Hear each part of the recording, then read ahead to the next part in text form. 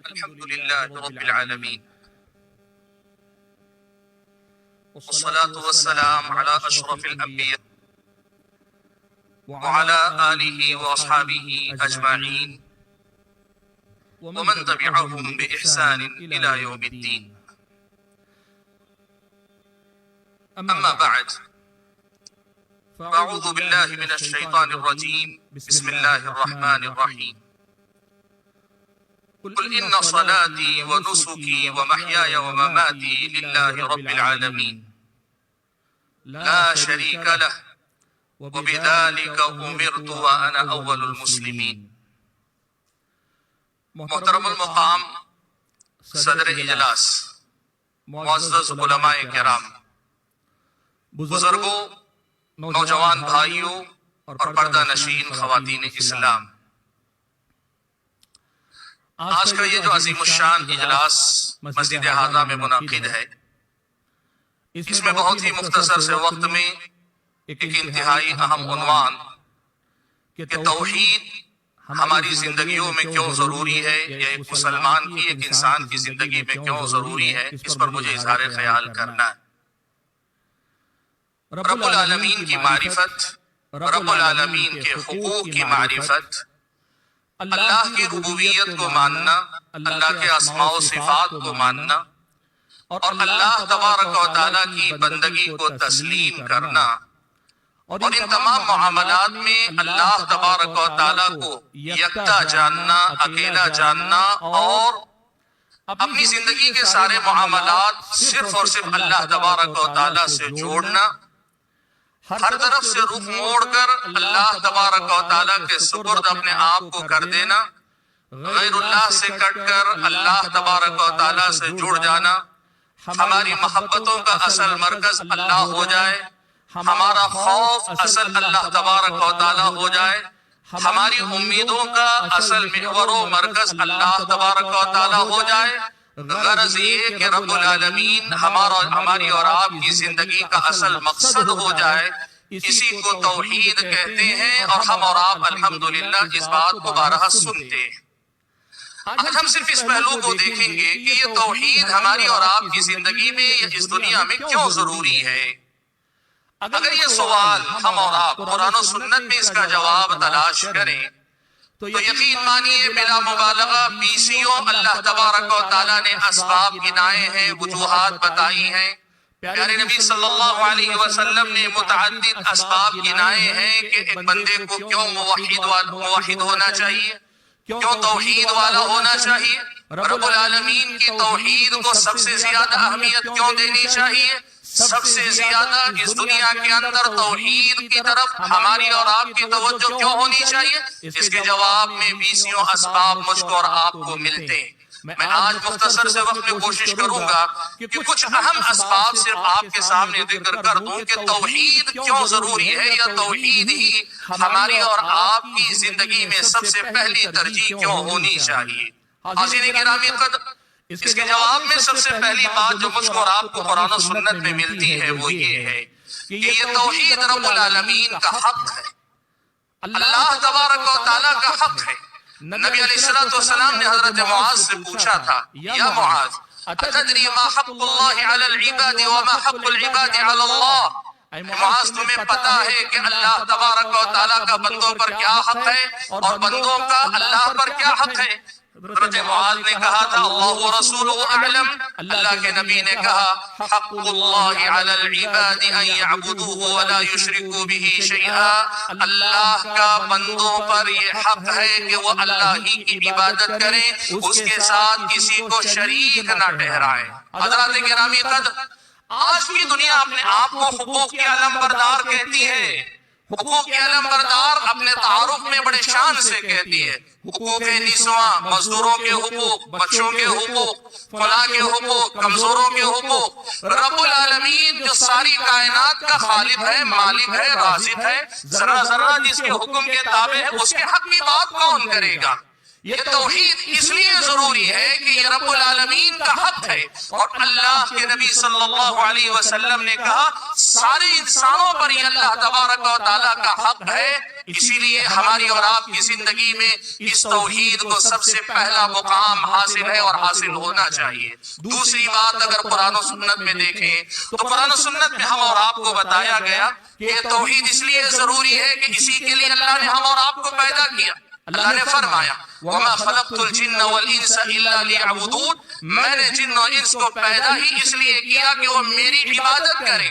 ابن عباس رضی اللہ تعالیٰ عنہما نے کہا إِلَّا لِيُوَحِّدُونَ، پیدا ہی اس لیے کیا کہ وہ میری توحید پر قائم رہے، میری توحید کو تو مانے، اس پر ثابت قدم رہے، اسی پر زندگی گزارے۔ یہ ہمارے پیدا کیے جانے کا مقصد ہے۔ آپ یقین مانیے ہماری زندگی میں توحید جتنی ہے ہماری قدر و قیمت اتنی ہے۔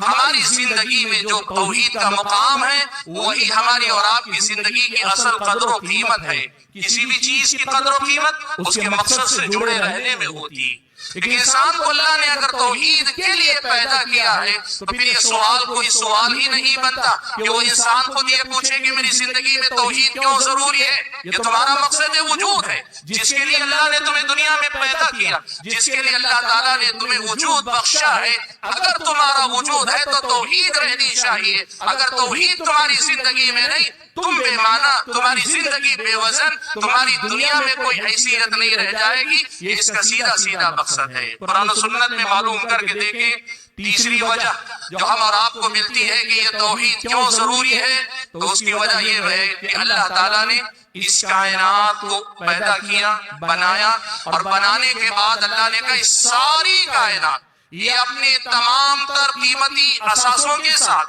یہ دنیا اپنے تمام تر خوبیوں کے ساتھ، یہ دنیا اپنی تمام تر خوبصورتی کے ساتھ بے معنی ہے اگر اس دنیا کے اندر توحید نہیں ہے۔ اللہ تعالیٰ نے اسی توحید کی خاطر انبیاء کو بھیجا، اسی توحید کی خاطر اللہ نے کتابیں نازل فرمائی، اسی توحید کی خاطر اللہ تبارک و تعالیٰ نے یہ کہ بعد دیگر قوموں کو ہلاک کیا، نئی قوموں کو اللہ تبارک و تعالیٰ نے اٹھا کر لا کھڑا کیا۔ یہ توحید اتنی قیمتی ہے کہ اس توحید کی قیمت یوں سمجھیے کہ ہماری اور آپ کی یہ دنیا اور دنیا وما فیہا میں جو کچھ ہے اس سے کہیں زیادہ قیمتی دولت ہے۔ اللہ تبارک و تعالیٰ نے فرمایا وَمَا أَرْسَلْنَا مِن قَبْلِكَ مِن رَسُولٍ إِلَّا نُوحِي إِلَيْهِ أَنَّهُ لَا إِلَهَ إِلَّا أَنَا فَاعْبُدُونِ۔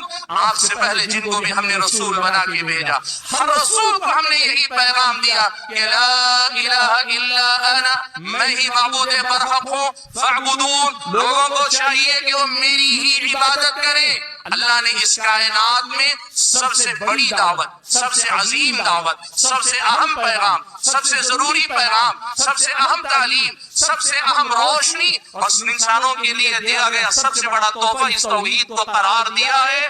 اس لیے توحید میری اور آپ کی زندگی میں ضروری ہے۔ حاضرین گرامی قدر، قرآن و سنت میں اگر ہم اور آپ ڈھونڈیں یہ توحید کیوں ضروری ہے تو ایک حدیث میں اللہ کے نبی صلی اللہ علیہ وسلم نے یہ بتایا یہ ساری کائنات توحید کے مقابلے میں بے معنی ہے، یعنی توحید پوری دنیا سے زیادہ قیمتی ہے۔ نبی علیہ السلام نے فرمایا قیامت کا دن ہوگا، ایک کافر کو لایا جائے گا، اللہ تبارک و تعالیٰ اسے عذاب دکھائے گا، عذاب چکھائے گا۔ اب جو آخرت کا عذاب ہے وہ دہتی ہوئی جہنم، وہ انگارے، وہ تڑپا دینے والا عذاب، جہنم اپنی پوری ہولناکی، جہنم اپنی پوری شدت کے ساتھ آدمی کے سامنے ہوگی۔ رب العالمین پوچھے گا بتا تو صحیح آج کے دن اگر تیرے پاس دنیا بھر کا سونا ہو، ساری دنیا بھر دی جائے اتنا سونا ہو، کیا یہ سونا دے کر اس جہنم سے چھٹکارا پانے کے لیے تو تیار ہو جاتا؟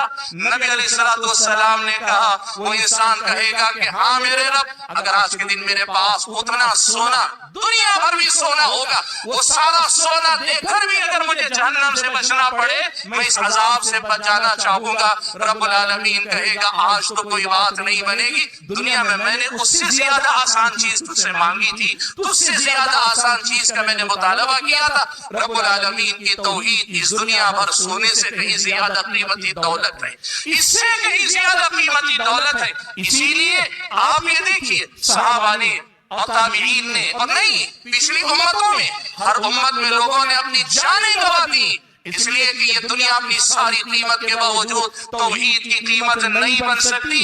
جان جا سکتی ہے، مال جا سکتا ہے، ہمارا سب کچھ چھین سکتا ہے، لیکن توحید سے زیادہ قیمتی دولت میرے اور آپ کے ہاتھ نہیں آ سکتی۔ حاضرین گرامی قدر، اس وجہ سے بھی توحید ہمارے اور آپ کے لیے ضروری ہے۔ توحید کیوں ضروری ہے؟ قرآن و سنت میں اگر میں اور آپ تلاش کر کے دیکھیں تو ہم اور آپ کو بتایا گیا یہ زندگی جو اللہ تبارک و تعالیٰ کی بندگی کی ہے، اور بندہ اگر بندگی والی زندگی گزارنا چاہتا ہے، حلال و حرام کی پابندی کرنا چاہتا ہے، عبادتیں کرنا چاہتا ہے، اپنے معاملات کو سدھارنا چاہتا ہے، اپنے اخلاق کو مثالی بنانا چاہتا ہے، قرآن و سنت میں ہمیں بتایا گیا توحید پہلے درست کرنی ہوگی۔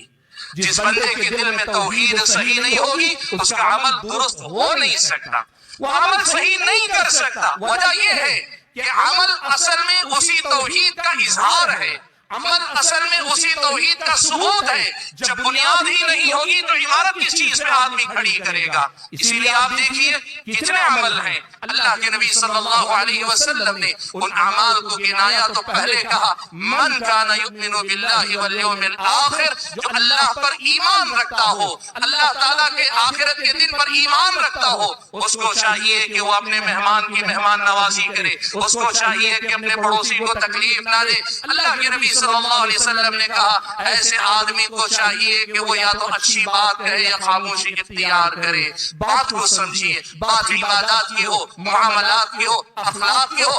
اس دنیا میں آپ کسی بھی قسم کا سدھار کرنا چاہتے ہیں، تبدیلی لانا چاہتے ہیں، انقلاب لانا چاہتے ہیں، اس کی ابتدا اسی توحید سے ہوگی، تبھی حقیقی تبدیلی آئے گی۔ ورنہ جو لوگ عمل پہ آئیں گے وہ عمل سے ہٹ بھی سکتے ہیں، جو سدھریں گے وہ بگڑ بھی سکتے ہیں۔ توحید اگر اصلاح کی، تعمیر کی، دعوت کی، لوگوں کے اندر ترقی کی بنیاد اگر نہیں بنے گی، کوئی محنت دیر پا نہیں ہوگی، کوئی محنت کارگر نہیں ہو پائے گی۔ حاضرین گرامی قدر، قرآن و سنت کی روشنی میں اگر ہم یہ دیکھنا چاہیں کہ توحید کیوں ضروری ہے تو اس کی ایک وجہ ہم اور آپ کو اللہ کے نبی صلی اللہ علیہ وسلم نے یہ بھی بتائی بہت صاف الفاظ میں کہ جنت اور جہنم کا اصل فیصلہ توحید پر ہی ہوگا۔ جنت اور جہنم کا اصل فیصلہ توحید پر ہی ہوگا۔ اللہ کے نبی صلی اللہ علیہ وسلم سے حضرت جابر رضی اللہ تعالیٰ عنہ روایت فرماتے اللہ کے نبی نے فرمایا من لقی اللہ لا یشرک به شیئا دخل الجنہ ومن لقیہ یشرک به شیئا دخل النار۔ جو اللہ سے اس حالت میں ملاقات کرے، اس نے شرک نہیں کیا ہوگا، وہ جنت میں جائے گا، اور جو آدمی اللہ سے اس حال میں ملاقات کرے کہ اس نے شرک کیا ہوگا وہ جہنم میں جائے گا۔ جنت اور جہنم کا اصل فیصلہ توحید پر ہوگا۔ توحید کے بعد پھر اعمال ہوں گے، توحید کا عملی مظاہرہ اعمال ہوں گے۔ توحید کے بغیر عمل اللہ تعالیٰ کے پاس جنت اور جہنم کے فیصلے کا معیار نہیں بن پائے گا، اس لیے بھی توحید ضروری ہے۔ حاضرین گرامی قدر، قرآن و سنت میں آپ ڈھونڈیے کہ کیوں توحید ضروری ہے، اس کا ایک جواب ہم اور آپ کو اللہ تعالیٰ نے یہ بھی دیا کہ تم پہاڑوں جیسی نیکیاں کر لے آؤ، تو سمندر کے برابر نیکیاں کر لے آؤ، سب اکارت جائیں گی، کوئی وزن نہیں، کوئی قیمت نہیں، سب اللہ برباد کر دے گا اگر تمہاری زندگیوں میں توحید نہیں ہوگی۔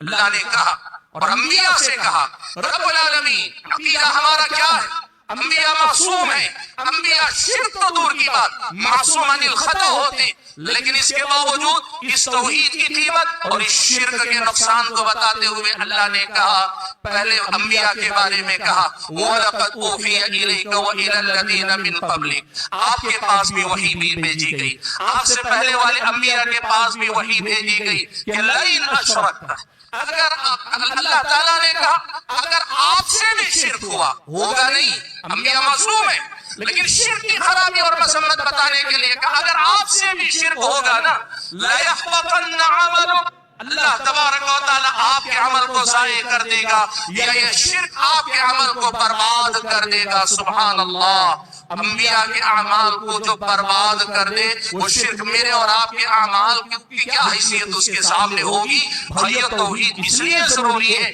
کہ یہ اعمال کی قبولیت کی شرط ہے۔ आमाल की खुमास हो जाता है, उसको किसी का लालच नहीं रहता, वो सिर्फ अल्लाह तबारक व तआला का हो जाता है। हजरत मूसा ने फिरौन को दावत दी, जादूगरों ने मुकाबले की ठानी, फिरौन के पास आए, जादू करने से पहले वो अपना मुस्तकबिल देख रहे हैं, लालच भी है, खौफ भी है, पूछते हैं इन्ना लना अजरन इन कुन्ना नहनुल गालिबीन, हम जीत जाएं, मूसा पे गालिब आ जाए तो हमें क्या इनाम मिलेगा, मूसा से के पर हमारी जीत हो जाए हमारा फायदा क्या होगा। अल्लाह ने नकल किया, अल्लाह ने जिक्र किया कि फिरौन ने जमानत दी, मेरे दरबारी बना लूंगा, मेरे बाजू बिठा लूंगा।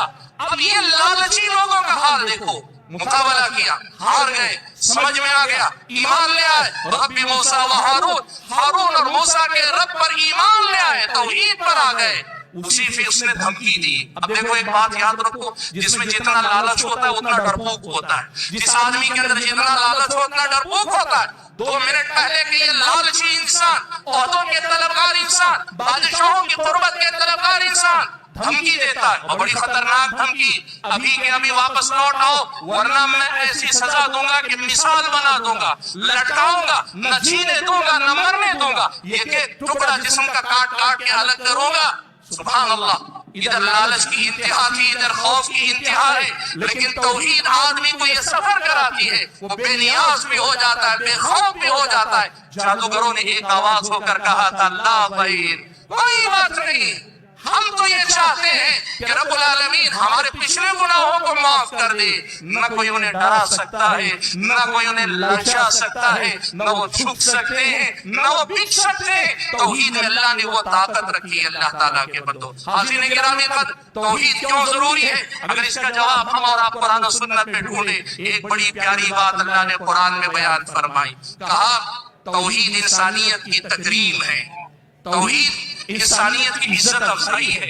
इंसान तो इंसान होने का मतलब उसे मुवाहिद होना चाहिए, और अगर कोई आदमी शिर्क करता है, ये शिर्क इंसानियत की तौहीन है, तज़लील है, शिर्क इंसानियत की तौहीन है, तज़लील है। अल्लाह ने फरमाया, अलम तरा अन्ना अल्लाह यसजुदु लहू मन फिस समावाति व मन फिल अर्द वश्शम्सु वल क़मरु वल जिबालु वन नुजूमु वश्शजरु वल जिबाल। अल्लाह ताला ने वद्दवाब व कसीरुम मिनन नास, अल्लाह ने गिना कर कि देखो क्या तुम नहीं देखते, अल्लाह ताला के लिए आसमान और जमीन की सारी मखलूकात सजदा करते हैं, सूरज भी, चांद भी, सितारे भी, ये दरख्त भी, ये पहाड़ भी, ये चौपाए भी, सब अल्लाह का के लिए ही सजदा करते हैं। और इतना ही नहीं, व कसीरुम मिनन नास, इंसानों में से भी बहुत सारे अल्लाह ताला ही के लिए सजदा करते हैं, लेकिन वो कसीरुन हक़्क़ अलैहिल अज़ाब, कुछ इंसान ऐसे भी होते हैं जो इस तौहीद पे नहीं आते, अल्लाह के अज़ाब के मुस्तहिक़ हो जाते हैं। ये बताने के बाद अल्लाह ने कहा, वमन युहिनिल्लाहु फमा लहु मिन मुक्रिम,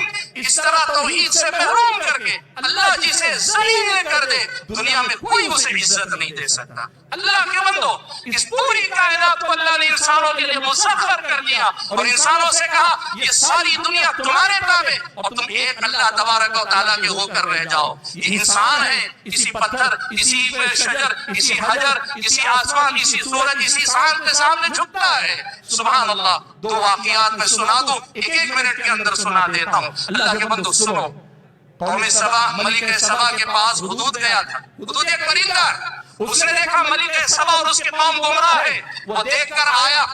हुदूद परिंदे, हम जिसे कहते हैं बेज़बान परिंदा, बेज़बान परिंदे को भी सबसे ज्यादा ताज्जुब किस बात पे हुआ मालूम है? उसने आकर हजरत सुलेमान से कहा, वजदतुहा व कौमहा यसजुदून लिशम्सि मिन दूनिल्लाह। सुलेमान अलैहिस्सलाम, मैंने ये ताज्जुब खेज़ बात देखी, है तो इंसान लेकिन सूरज की पूजा करते हैं। परिंदों को भी ताज्जुब है, इंसान आखिर गैरुल्लाह की इबादत कैसे कर सकता है? इंसानियत की तौहीद तज़लील है। और दूसरी बात जो सुनाऊंगा वो मस्जिद नबवी से हम तालिब इल्मी के जमाने में लौट रहे थे, मस्जिद नबवी से लौटे, एक टैक्सी पर बैठे, बद्दू आदमी, अनपढ़ किस्म का आदमी, लेकिन तौहीद की बस्ती में जीने वाला आदमी। हम बैठे, पूछा कहाँ से ताल्लुक है? हिंदुस्तान। कहा अच्छा हिंदुस्तान, तो मुझे एक बात पूछनी है। कहा बताओ क्या है? कहा ये बताओ, क्या ये सही है कि हिंदुस्तान में लोग चूहे की पूजा करते हैं? आप जानते हैं, मैं तफसील में जाना नहीं चाहता, एक माबूद की सवारी मानी जाती है। कहा क्या ये सही है कि इंसान वहां लोग पूजा कोई चूहे की पूजा करते हैं? हमने कहा कि हाँ, ये बुत है जिसके सामने चूहा भी होता है। उसने जो जुमला कहा ना, कहा सुभान अल्लाह, अल इंसान यअबुदुल फिरान, اے اللہ سبحان اللہ، انسان چوہوں کی پوجا کر سکتا ہے؟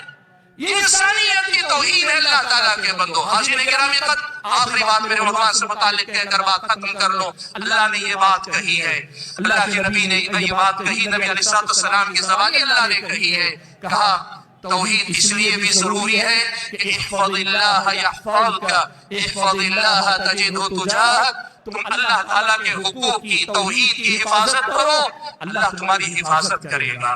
کس سے حفاظت کرے گا؟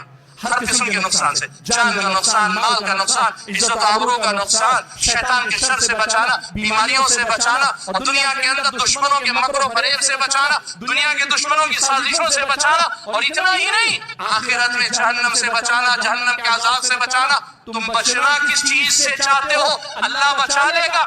شرط یہ ہے اللہ تبارک و تعالیٰ کی توحید میں مخلص ہو جاؤ۔ اگر توحید خالص ہوگی، تم اپنی طرف سے وعدہ پورا کرو، سارے انسان، سارے مسلمان اگر اللہ کی توحید کے علم بردار ہو جائیں گے، اللہ تعالیٰ سب کی حفاظت کی ضمانت دیتا ہے۔ حاضرین گرامی، میرے پاس جو وقت تھا اس میں یہی کچھ نکات میں ذکر کر سکا۔ مختصر یہ کہنا چاہتا ہوں، دنیا اور آخرت میں توحید سے بڑی دولت نہیں، اور اگر محسوس کر سکیں توحید سے بڑی دنیا میں لذت کوئی نہیں، اس سے بڑی نعمت کوئی نہیں، اس سے زیادہ قیمتی شے کوئی نہیں۔ اللہ سے دعا کیجئے کہ اللہ تعالیٰ مجھے اور آپ سبھی حضرات اور خواتین کو اس توحید کو پڑھنے، سننے، سنانے، سیکھنے، سکھانے کی توفیق عنایت فرمائے، اور خاص طور پر ہم اہل حدیث ہیں الحمدللہ۔ تو یہ بات میں کہہ دوں، معاف کیجئے گا، ایک منٹ لے لوں گا، یہ بات کہوں گا، ہم ہی جانتے ہیں توحید کی قدر و قیمت، لیکن افسوس اس کا ہے ہمارے آج کے دور میں ہم رفتہ رفتہ اس دور پہ جا رہے، دوسری جماعتوں تنظیموں کی دیکھا دیکھی، ہم بھی خدمت خلق کرنا چاہتے ہیں توحید کا کام کیے بغیر، ہم بھی سیاست کرنا چاہتے ہیں توحید کا کام کیے بغیر، ہم بھی سب کچھ کرنا چاہتے ہیں توحید کا کام کیے بغیر۔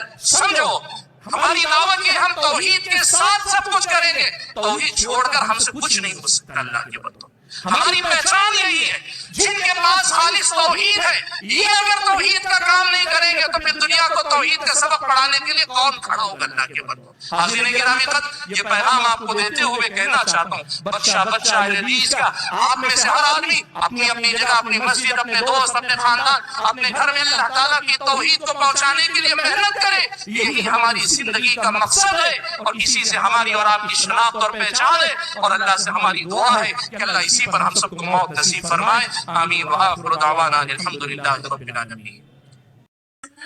ان الحمد للہ نحمده ونستعینه ونستغفره ونعوذ باللہ من شرور انفسنا ومن سیئات اعمالنا، من يهده الله فلا مضل له ومن يضلل فلا هادي له، واشهد ان لا اله الا الله وحده لا شريك له، واشهد ان محمدا عبده ورسوله، اما بعد فان خير الحديث كتاب الله، وخير الهدي هدي محمد صلى الله عليه وسلم، وشر الامور محدثاتها، وكل محدثة بدعة، وكل بدعة ضلالة، وكل ضلالة في النار۔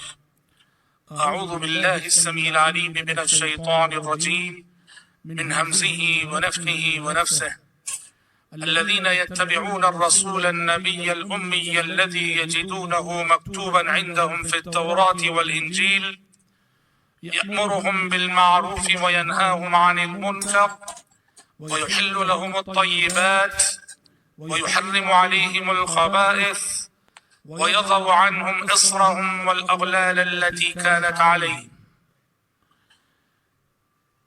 اسٹیج پر موجود تمام ہی معزز علماء،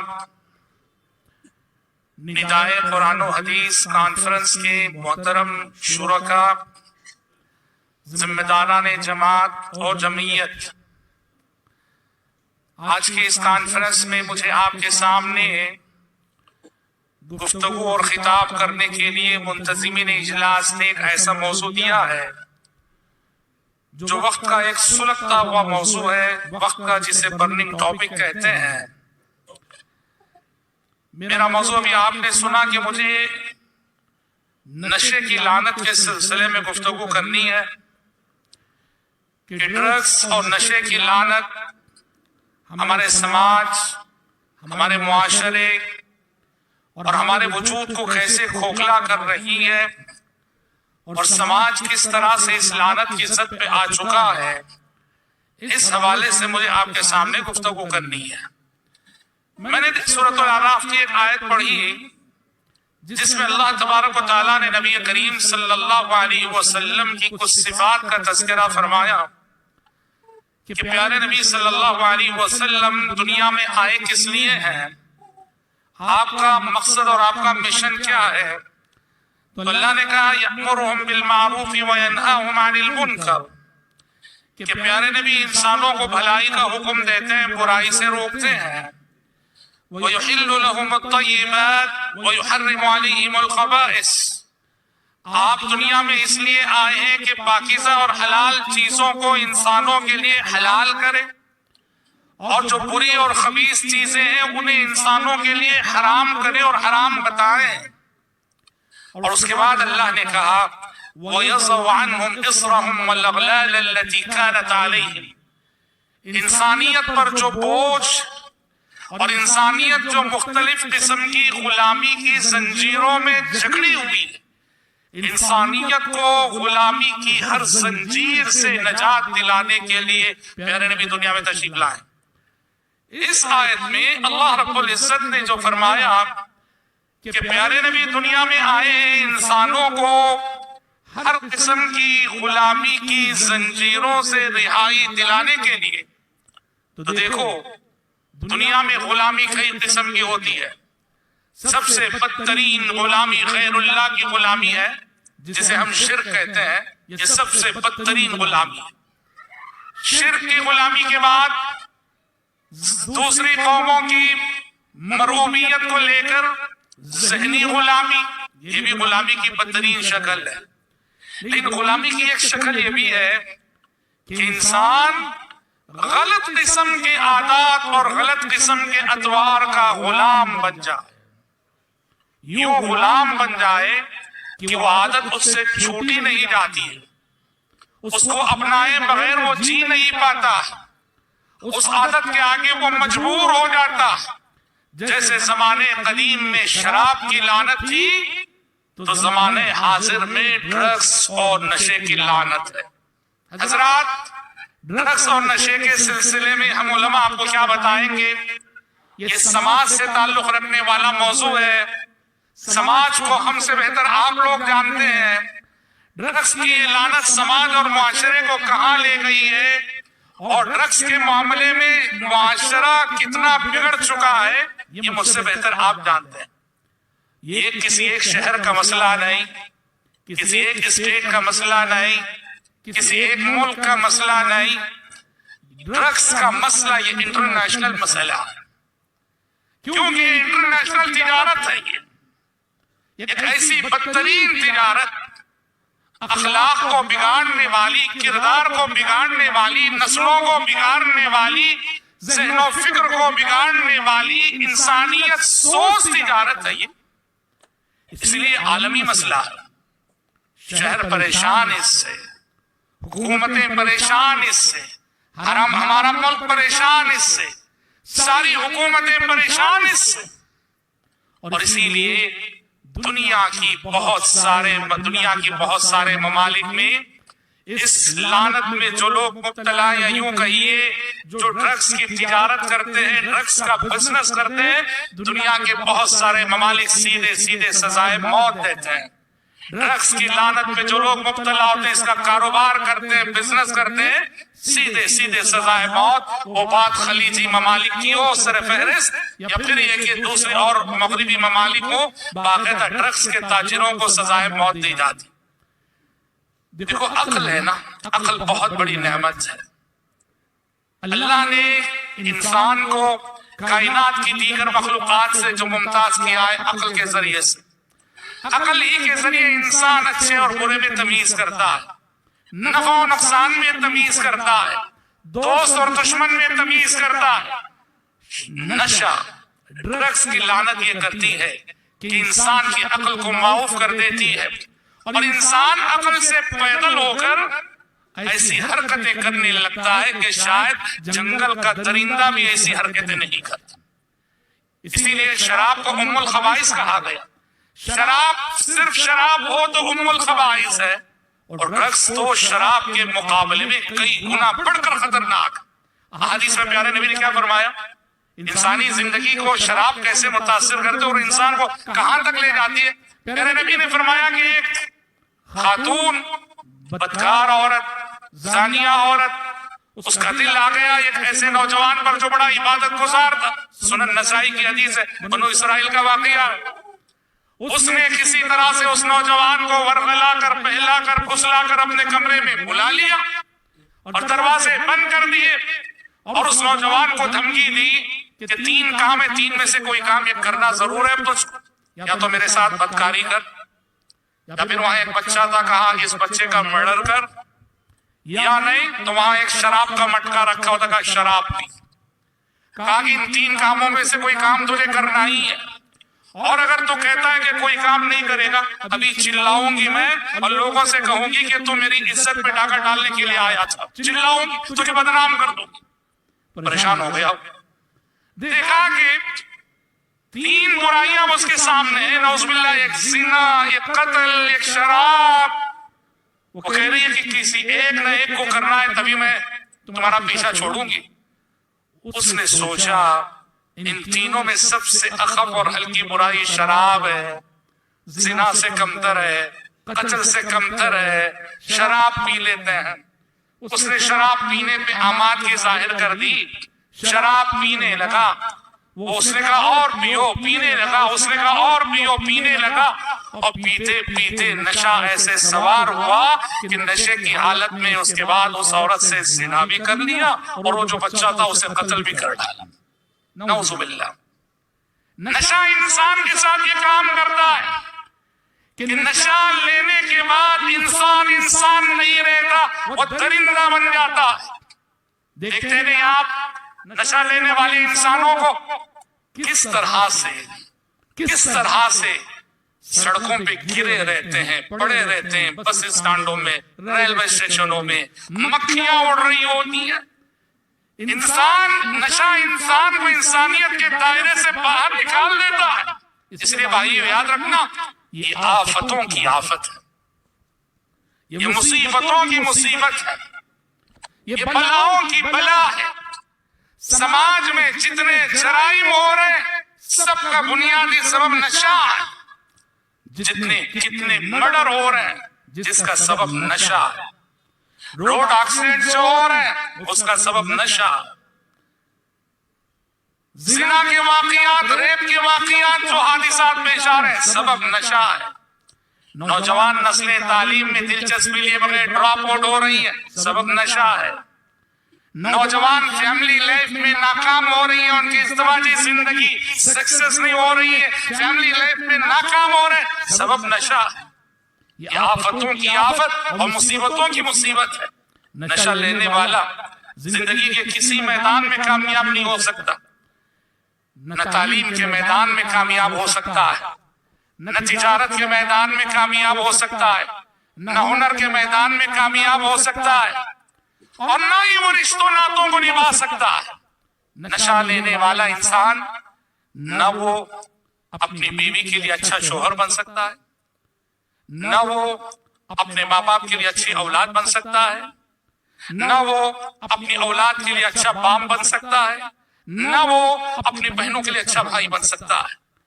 نشہ انسان کو ہر شعبے زندگی میں ناکام کرتا ہے، نامراد کر کے چھوڑتا ہے انسان.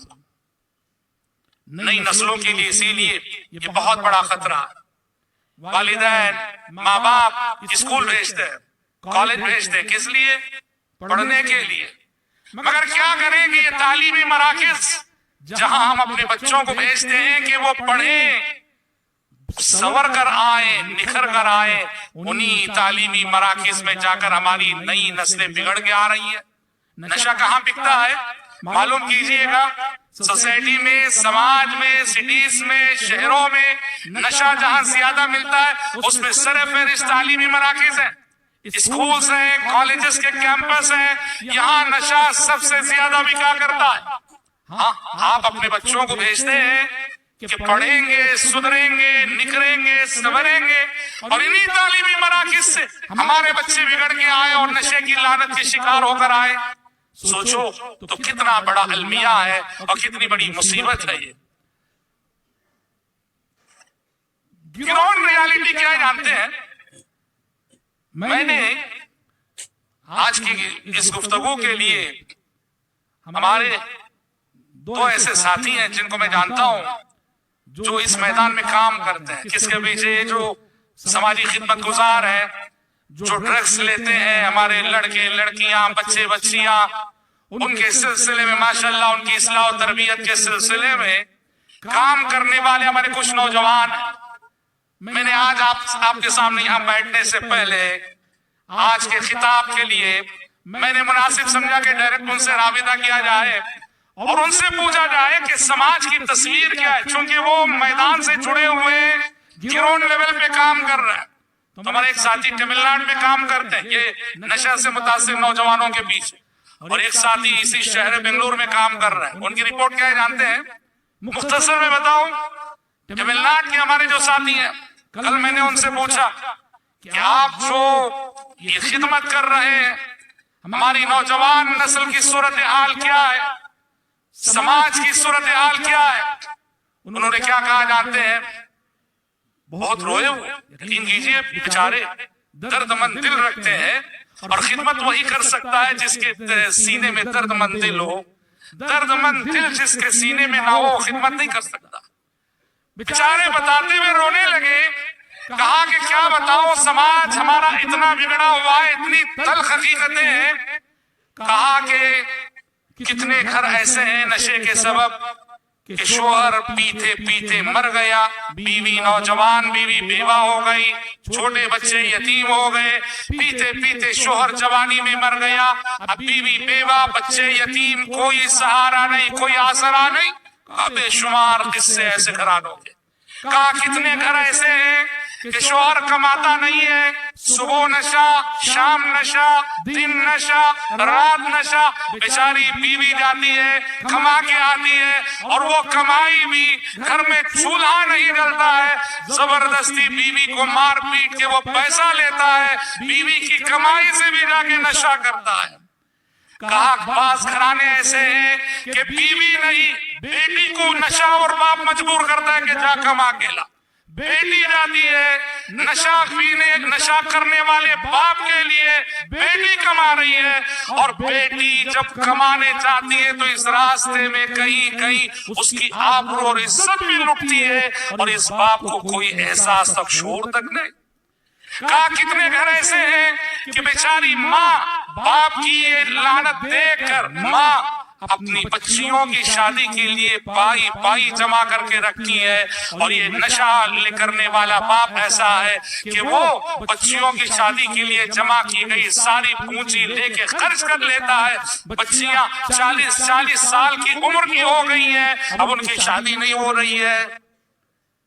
کہا کہ ایک مسئلہ ایسا بھی آیا، ایک خاتون مشربہ اسلام ہوئی، اس نے اسلام قبول کیا، اس کی شادی کرائی ہم نے، اور شادی جس شخص سے ہوئی وہ نشے کا عادی نکلا، وہ نشہ لیا کرتا تھا، بیوی کو مارا کرتا تھا۔ نتیجے میں کیا ہوا کہ بیچاری جو خلوص دل کے ساتھ اسلام لائی تھی، اس ڈرگز کے عادی شوہر کے ظلم سے تنگ آ کر مرتد ہو چکی ہے۔ اب ہم لاکھ سمجھا رہے ہیں، واپس آنے کے لیے تیار نہیں۔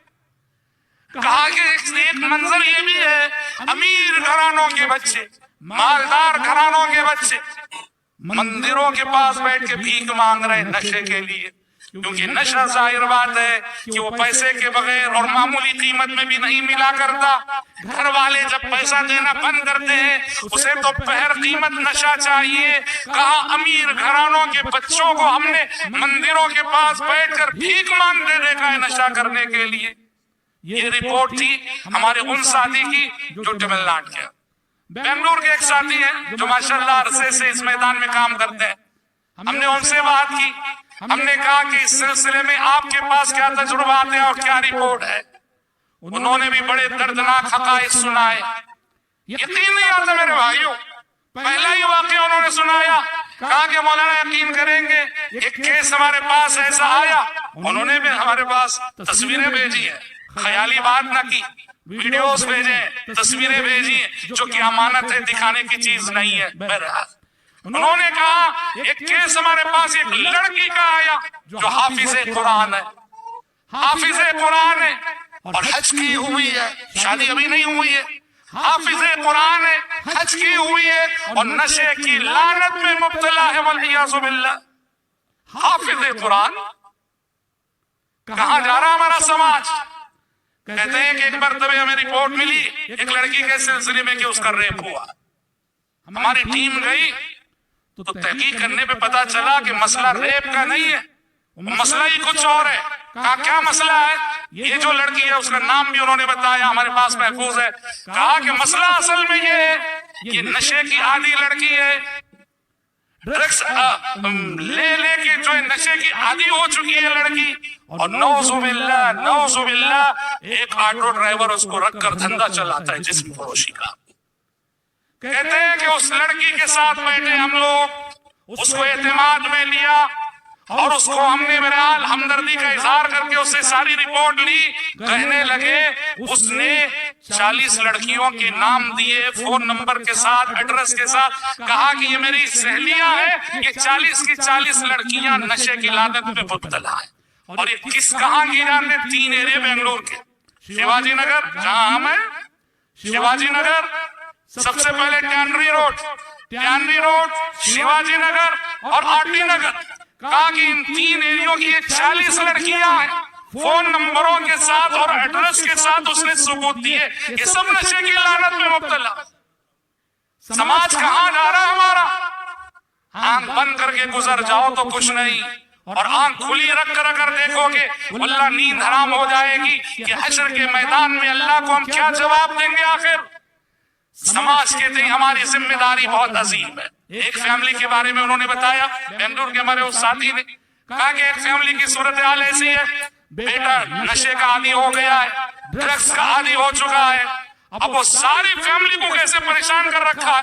فیملی نے پریشان ہو کے پولیس کمپلینٹ کیا، پولیس گرفتار کر کے لے گئی، پیسہ اسا دے کے پھر واپس آ گیا، پیسہ دے کے چھٹکارا پا کے واپس آ گیا، اور آنے کے بعد ایسے ستم اس نے شروع کیے، باپ کو گھر سے باہر نکالا، اور باپ ڈائلیسس پیشنٹ باپ کو گھر سے باہر نکالا، گھر میں جمع ہونے نہیں دیتا۔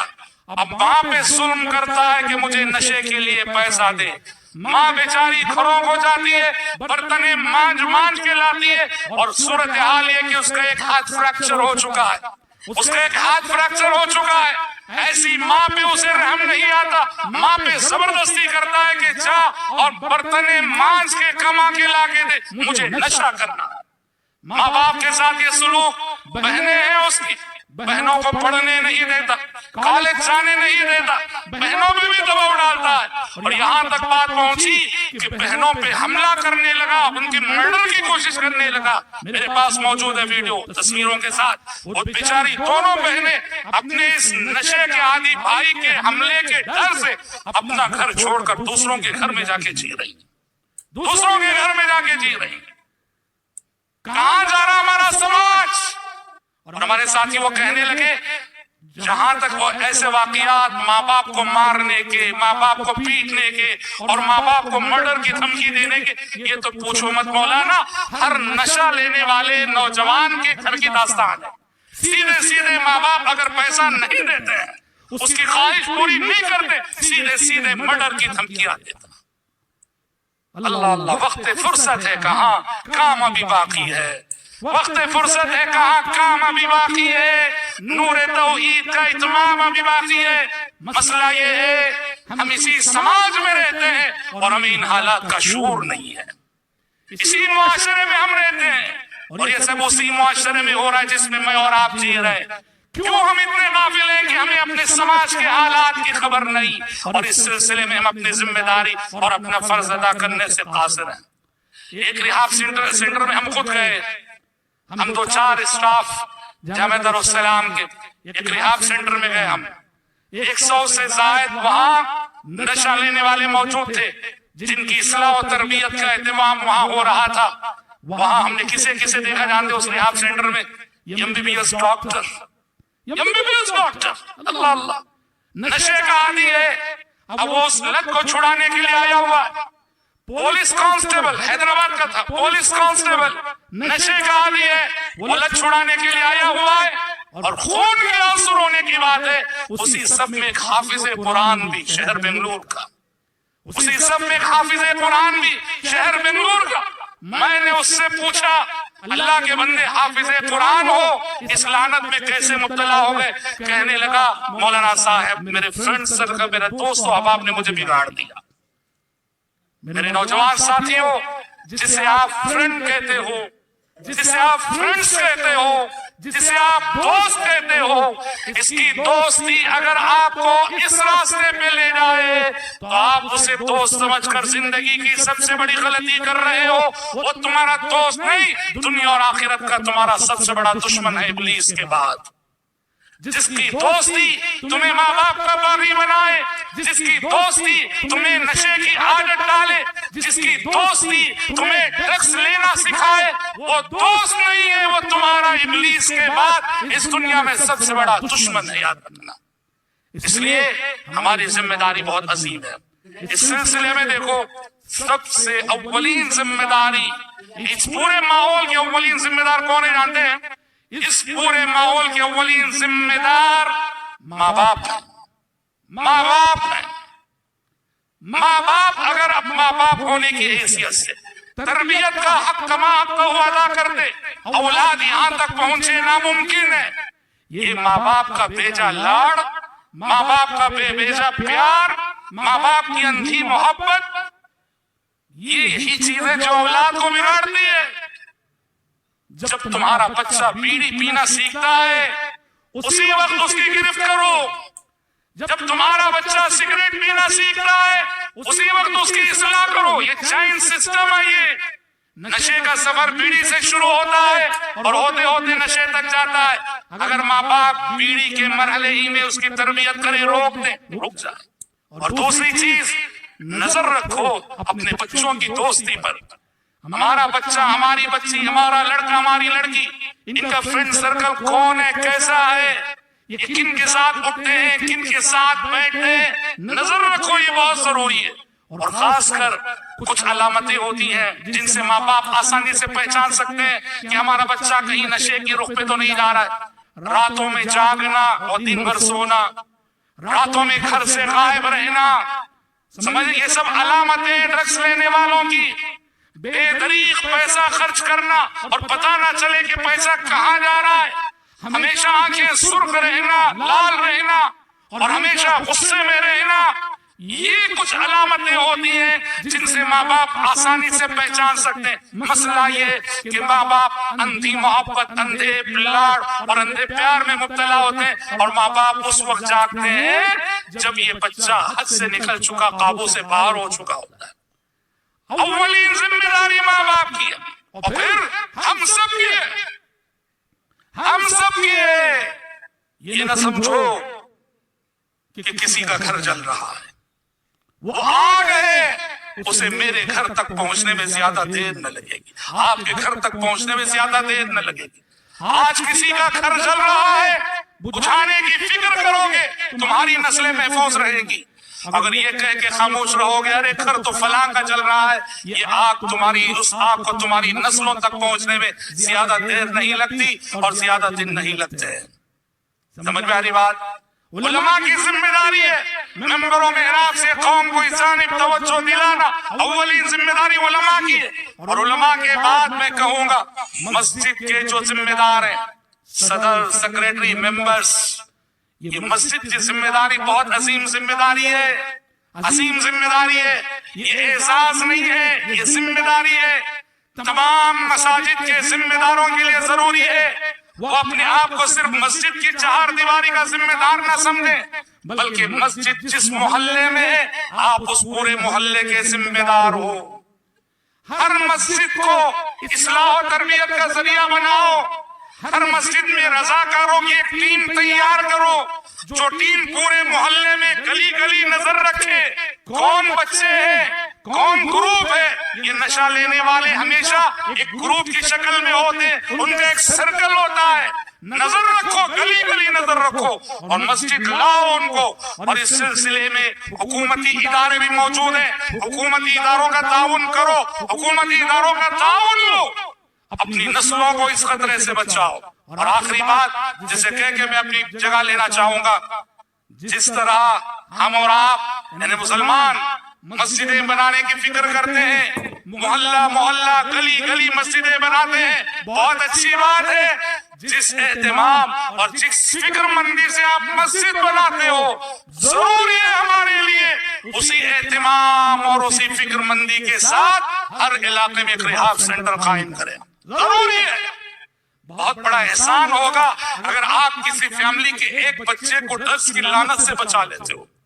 ارے زندگی عذاب بن جاتی ہے بھائی. کسی خاندان میں کسی گھرانے میں ایک بچہ ہو جو نشے کا عادی ہو، اللہ اللہ، اس پورے گھرانے کی زندگی عذاب بن جاتی ہے. جب وہ گھر میں داخل ہوتی ہے، ماں کامتی ہے، بھائی بہن کامتے ہیں، پتہ نہیں کب خود حادثہ بن جائے یا کب کوئی حادثہ برپا کر دے. ایسے میں اگر کسی ایک بچے کو، ایک خاندان کے بچے کو اگر آپ سدھارنے میں، اس کی اصلاح میں، اس کی تربیت میں کامیاب ہو جاتے ہیں، بہت بڑا صدقہ جاریہ ہوگا. میرے حال یہ وقت کی بہت بڑی لعنت ہے، یہ وقت کی بہت بڑی آفت ہے، یہ وقت کی بہت بڑی مصیبت ہے، یہ وقت کی بہت بڑی بلا ہے. رب العزت سے دعا ہے کہ رب العزت ہم سب کو، آپ سب کو، ہمارے بچوں کو، ہماری آنے والی نسلوں کو اللہ اس لعنت سے محفوظ رکھے. اللہ رب العزت نشے کی اس بلا اور وبا کے سلسلے میں ہم سب کی جو ذمہ داری ہم پہ عائد ہوتی ہے، اس ذمہ داری کو سمجھ کر اپنا فرض نبھانے کی توفیق نصیب فرمائے. اللہم آمین. وصلی اللہ وسلم علی خیر خلقہ محمد وآلہ وصحبہ اجمعین. السلام علیکم. بسم اللہ الرحمن الرحیم. ان الحمد للہ نحمده ونستعینه ونستغفره ونعوذ باللہ من شرور انفسنا ومن سیئات اعمالنا. من يهده الله فلا مضل له ومن يضلل فلا هادي له. واشهد ان لا اله الا الله واشهد ان محمدا عبده ورسوله. يا ايها الذين آمنوا اتقوا الله حق تقاته ولا تموتن إلا وأنتم مسلمون. يا أيها الناس اتقوا ربكم الذي خلقكم من نفس واحدة وخلق منها زوجها وبث منهما رجالا كثيرا ونساء واتقوا الله الذي تساءلون به والأرحام إن الله كان عليكم رقيبا. يا أيها الذين آمنوا اتقوا الله وقولوا قولا سديدا يصلح لكم أعمالكم ويغفر لكم ذنوبكم ومن يطع الله ورسوله فقد فاز فوزا عظيما. أما بعد فإن خير الحديث كتاب الله وخير الهدي هدي محمد صلى الله عليه وسلم وشر الأمور محدثاتها وكل محدثة بدعة وكل بدعة ضلالة وكل ضلالة في النار. فأعوذ بالله السميع العليم من الشيطان الرجيم. بسم الله الرحمن الرحيم.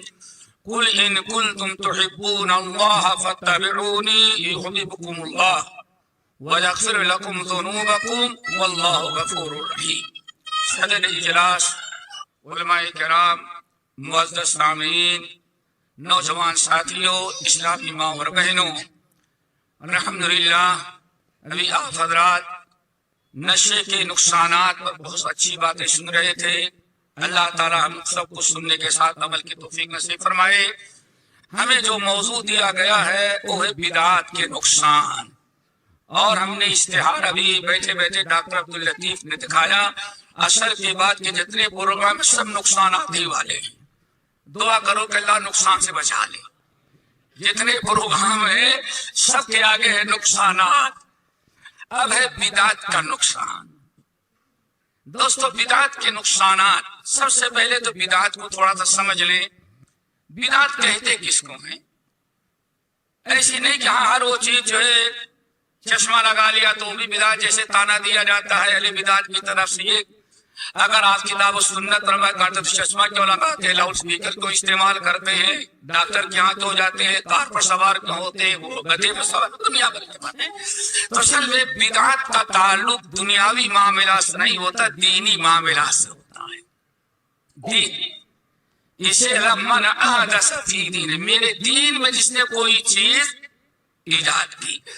تو اگر دنیاوی طور پر آپ اللہ رب العالمین نے جس وقت قرآن نازل کیا اس وقت گدھے گھوڑے اونٹ کے علاوہ کوئی سواری نہیں تھی، لیکن قرآن مجید نے اعلان کر دیا والخیل والبغال والحمیر لترکبوها وزینہ، اے مسلمانوں، اے لوگوں، ابھی گھوڑا سواری کرو، اونٹ کی سواری کرو، خچر کی سواری کرو، بس لیکن آئندہ ہم وہ سواریاں پیدا کر دیں گے، ابھی بیان کریں گے، تمہارے سمجھ میں نہیں آئے گا۔ اس کا مطلب یہ ہے یہ جتنی سواریاں آج ہم استعمال کر رہے ہیں یہ سب اللہ نے ہمارے لیے پیدا کیا، اور ساری سواریوں کا ثبوت آنے والی پتہ نہیں اور کیا سواریاں ہوگی، شاید کہ بغیر پنکھے کے بولنا شروع کر دیں آپ، تو اس کا تعلق بدعت سے نہیں ہوگا، تو اس کا تعلق دین سے ہے۔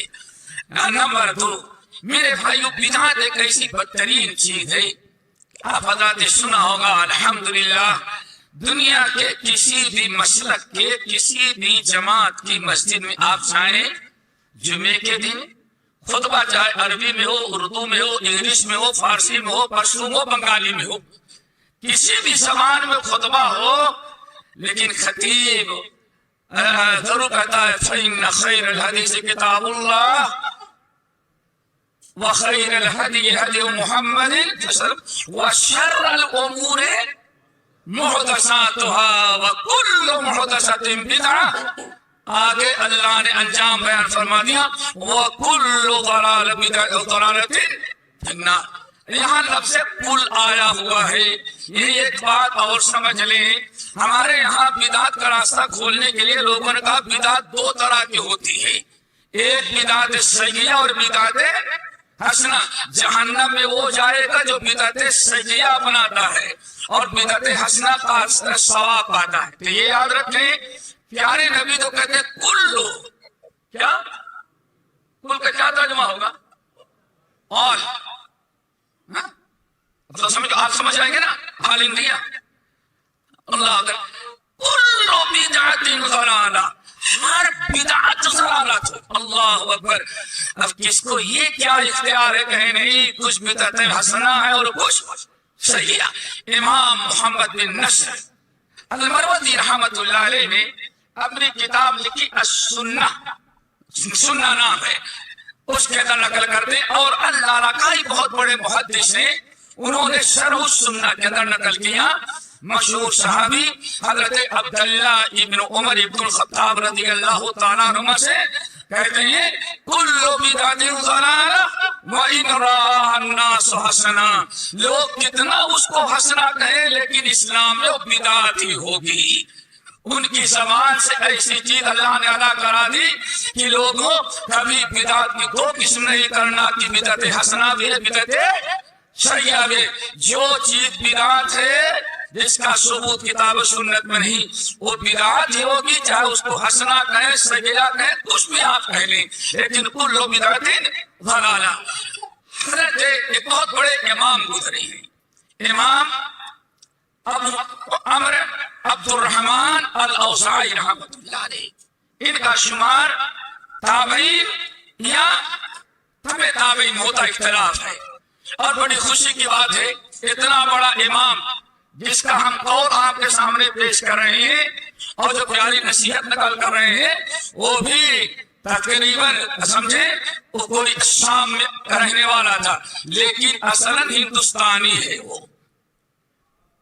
وہ بھی عربی نہیں ہے، عربی بعد میں بنا، یہی آپ کے پڑوس سندھ میں پیدا ہوا سندھی اور ہندوستانی ہے وہ، لیکن اللہ رب العالمین نے اتنا علم دیا جب شام گئے تو دنیا کے سب سے بڑے امام بن گئی۔ بڑی پیاری بات نقل کرتے ہیں پرانی کتابوں سے، کہتے ہیں ایک مرتبہ شیطان، جانتے ہیں آپ حضرات کہ اللہ رب العالمین نے جب جنت سے نکالا، ابلیس جنت سے نکالا تو اس نے وعدہ کیا ہم آپ کے بندوں کو گمراہ کریں گے. کہتے ہیں ایک مرتبہ جب کتاب و سنت میں شرک و بدعات کی مذمت دیکھا قرآن آیات میں، تو کہتے ہیں پرانی کتابوں سے نقل کرتے ہیں ابلیس نے کانفرنس کی. لیکن ابلیس کی کانفرنس اللہ کے گھر میں نہیں ہوگی. وہ جیسے ہمارے سے بتا رہے ہیں اکتوبر وہ سمجھیے بڑی کانفرنس ہوئی. کہا کہ بتاؤ آدم کی اولاد کو کیسے تم گمراہ کر سکتے ہو. ہر شیطان کو یاد رکھی. آؤ بتاؤ ایک جو بڑا رستم زمانہ تھا کہ ہم آدم کی اولاد کو جہنم میں پہنچا دیں گے. کہا کیسے گمراہ کرو گے؟ کہا ان سے گناہ کروائیں گے، برائی کروائیں گے، حرام کاری کروائیں گے. تو ابلیس نے کہا کہ میاں اگر تم گناہ کرواؤ گے اللہ نے توبہ کا دروازہ کھلا ہے. اگر کوئی مسلمان برائی کو برائی سمجھتا ہے، شراب کو شراب سمجھتا ہے، زنا کو زنا سمجھتا ہے، چوری کو حرام سمجھتا ہے، اگر وہ کسی مولوی کی تقریر سنا کہ اللہ تعالیٰ نے یہ سزا رکھی ہے اور سوچے گا توبہ کا دروازہ ہے تو توبہ کر لے گا، اس کے پچھلی زندگی کے سارے گناہ. جتنی محنت کرو گے تو محنت تو میں نے برباد کر دیا. دوسرا کھڑا ہوا، ہم راستے میں بیٹھ کر کے ان نماز پڑھنے کے لیے جاتے رہیں گے، ان کو روک لیں گے. کہا ٹھیک ہے روک لو گے. کہیں ایسا ہوتا ہو باپ اچھا ہے، امام اچھا ہے، ماں باپ اس سے پوچھیں کہ نماز کیوں نہیں پڑھا؟ ارے دوست نے روک لیا. ہو سکتا ہے باپ دو تھپڑ مارے اور پھر آئندہ سے نماز نہیں چھوڑنا، تمہاری محنت رکھ. ایسے بڑی باتیں بتائی. ابلیس جب دیکھا ہاں سب لوگوں کی رائے بیکار ہو گئی، کہتا ہے میرے پاس ایک فارمولا ہے، ہم اس کو اگر وہ پھیلانے لگو تو دنیا میں کبھی انسان توبہ نہیں کرے گا. لوگوں نے کہا کیوں؟ کہا کہ بدعت ہم عام کر دیں گے دین کے نام پر، اور آدمی کہے گا اس کے کرنے میں اتنا ثواب. ماشاءاللہ شب قدر کو اگر تسبیح پڑھو گے باجماعت تو اتنے گناہ معاف، اتنا ثواب پا جاؤ گے. جب ثواب کے نام پر دین کے نام پر بدعت کرے گا تو کبھی بدعت کو چھوڑنے کے لیے تیار. سارے چیلوں نے کہا کانفرنس میں شریک والے نے، ارے واہ انت انت انت، واہ سردار آپ نے جو رائے دی اس کا مقابلہ کائنات میں کوئی نہیں کرتا. یہ ہے بدعت. آئیے نبی علیہ السلام نے بہت ساری چیزیں بیان کی، لیکن وقت کم ہے اور شاید پوری بات نہ ہو سکے. ہم بدعت کے نقصانات جو ہیں 10 نقصانات ہم نے اکٹھا کیے ہیں تو بہت، جو آپ جانتے ہیں شاید اس کے علاوہ. نمبر 1 دوستو بدعت کے نقصان میں سے اللہ کی نگاہ میں، یہ اللہ کی نگاہ میں سب سے مبغوض، سب سے ناپسندیدہ اور سب سے بدترین انسان اگر کوئی ہوتا ہے تو بدعت ہوتی ہے. اللہ سب کو بدعت سے محفوظ رکھے. صحیح بخاری کی روایت اور صحیح مسلم کی حجۃ الوداع کا موقع ہے. نبی عبداللہ بن عباس چھوٹے سے بچے ہیں، سن رہے ہیں کہ اللہ رسول نے ارشاد فرمایا ابغض الناس الی اللہ ثلاث، سب سے بدترین اور سب سے زیادہ نفرت اللہ تعالیٰ کرتے ہیں تو 3 قسم کے لوگوں سے. 3 قسم کے آدمی ہیں جو سب سے زیادہ اللہ ان سے نفرت کرتا ہے. نمبر 1 ملحد فی الحرم، حرم کے اندر الحاد، بے دینی، شرک و بدعت پھیلانے والا. الحاد جانتے ہیں؟ الحاد کہتے ہیں جانے سیدھے ادھر چلے جائیں، آنا تھا مسجد میں چلے جائیں دوسری طرح. اس کو کہا جاتا ہے الحاد. شریعت کے اصطلاح میں کہتے ہیں دین کو چھوڑ کر کے، شریعت کو چھوڑ کر کے، سنت کو چھوڑ کر کے کسی اور راستے پر چلے جائیں. ملحد فی الحرم، حرم کے اندر الحاد اور بے دینی پھیلانے والا، شرک و بدعت پھیلانے والا اور شرک بدعت کی دعوت دینے والا سب سے نفرت مقبوض انسان ہے جس سے اللہ نفرت کرتا ہے۔ نمبر 2، مفترین فی الاسلام سنت الجاہلیہ، جن چیزوں کو اسلام نے مٹایا ہے دوبارہ اس کو اسلام میں لانے کی کوشش کرنا پسند کرنے والا۔ نمبر 3، ناحق کسی کا خون کرنے والا۔ تو پہلا نقصان ہے کہ بدعتی اور بدعت پر عمل کرنے والا اللہ تعالیٰ کے نزدیک سب سے زیادہ مقبول اور ناپسندیدہ انسان ہوتا ہے۔ نمبر 2، بدعت کا بڑا نقصان ہے، آخرت میں تو آپ نے سن لیا کل ضلالت فی النار، لیکن دنیا میں کیا ہوگا بیٹے؟ بڑا خسارہ اس سے پہلے یہی ہے۔ قرآن مجید سورہ اعراف کی آیت ہے، آپ یاد رکھ لیں، بدعت کی جب پر عمل کرنے والا بدعتی یہ ایسا انسان ہے کہ بدعت کی سزا مرنے سے پہلے دنیا میں اس کو دے گا اور دنیا میں اللہ تعالیٰ کے عذاب اور قہر کا مستحق ہوگا۔ قرآن مجید کی آیت، ان الذین اتخذوا العجل سینالہم غضب بولو من ربہم ذلت فی الحیات الدنیا، دنیا میں ذلت، ان الذین اتخذوا العجل سینالہم غضب من ربہم، دنیا کے اندر غضب وذلت فی الحیات الدنیا، دنیا میں 2 عذاب اس پر نازل ہوگا۔ نمبر 1، سینالہم غضب من ربہم، اللہ تعالیٰ اپنے غضب کا اور عذاب کا قہر کا دروازہ اس پر کھول دے گا۔ یہ قرآن پاک سورۃ اعراف کی ہے۔ اللہ نے فرمایا جنہوں نے بچڑے کو اپنا بابا بنا لیا، کس کو بنا لیا؟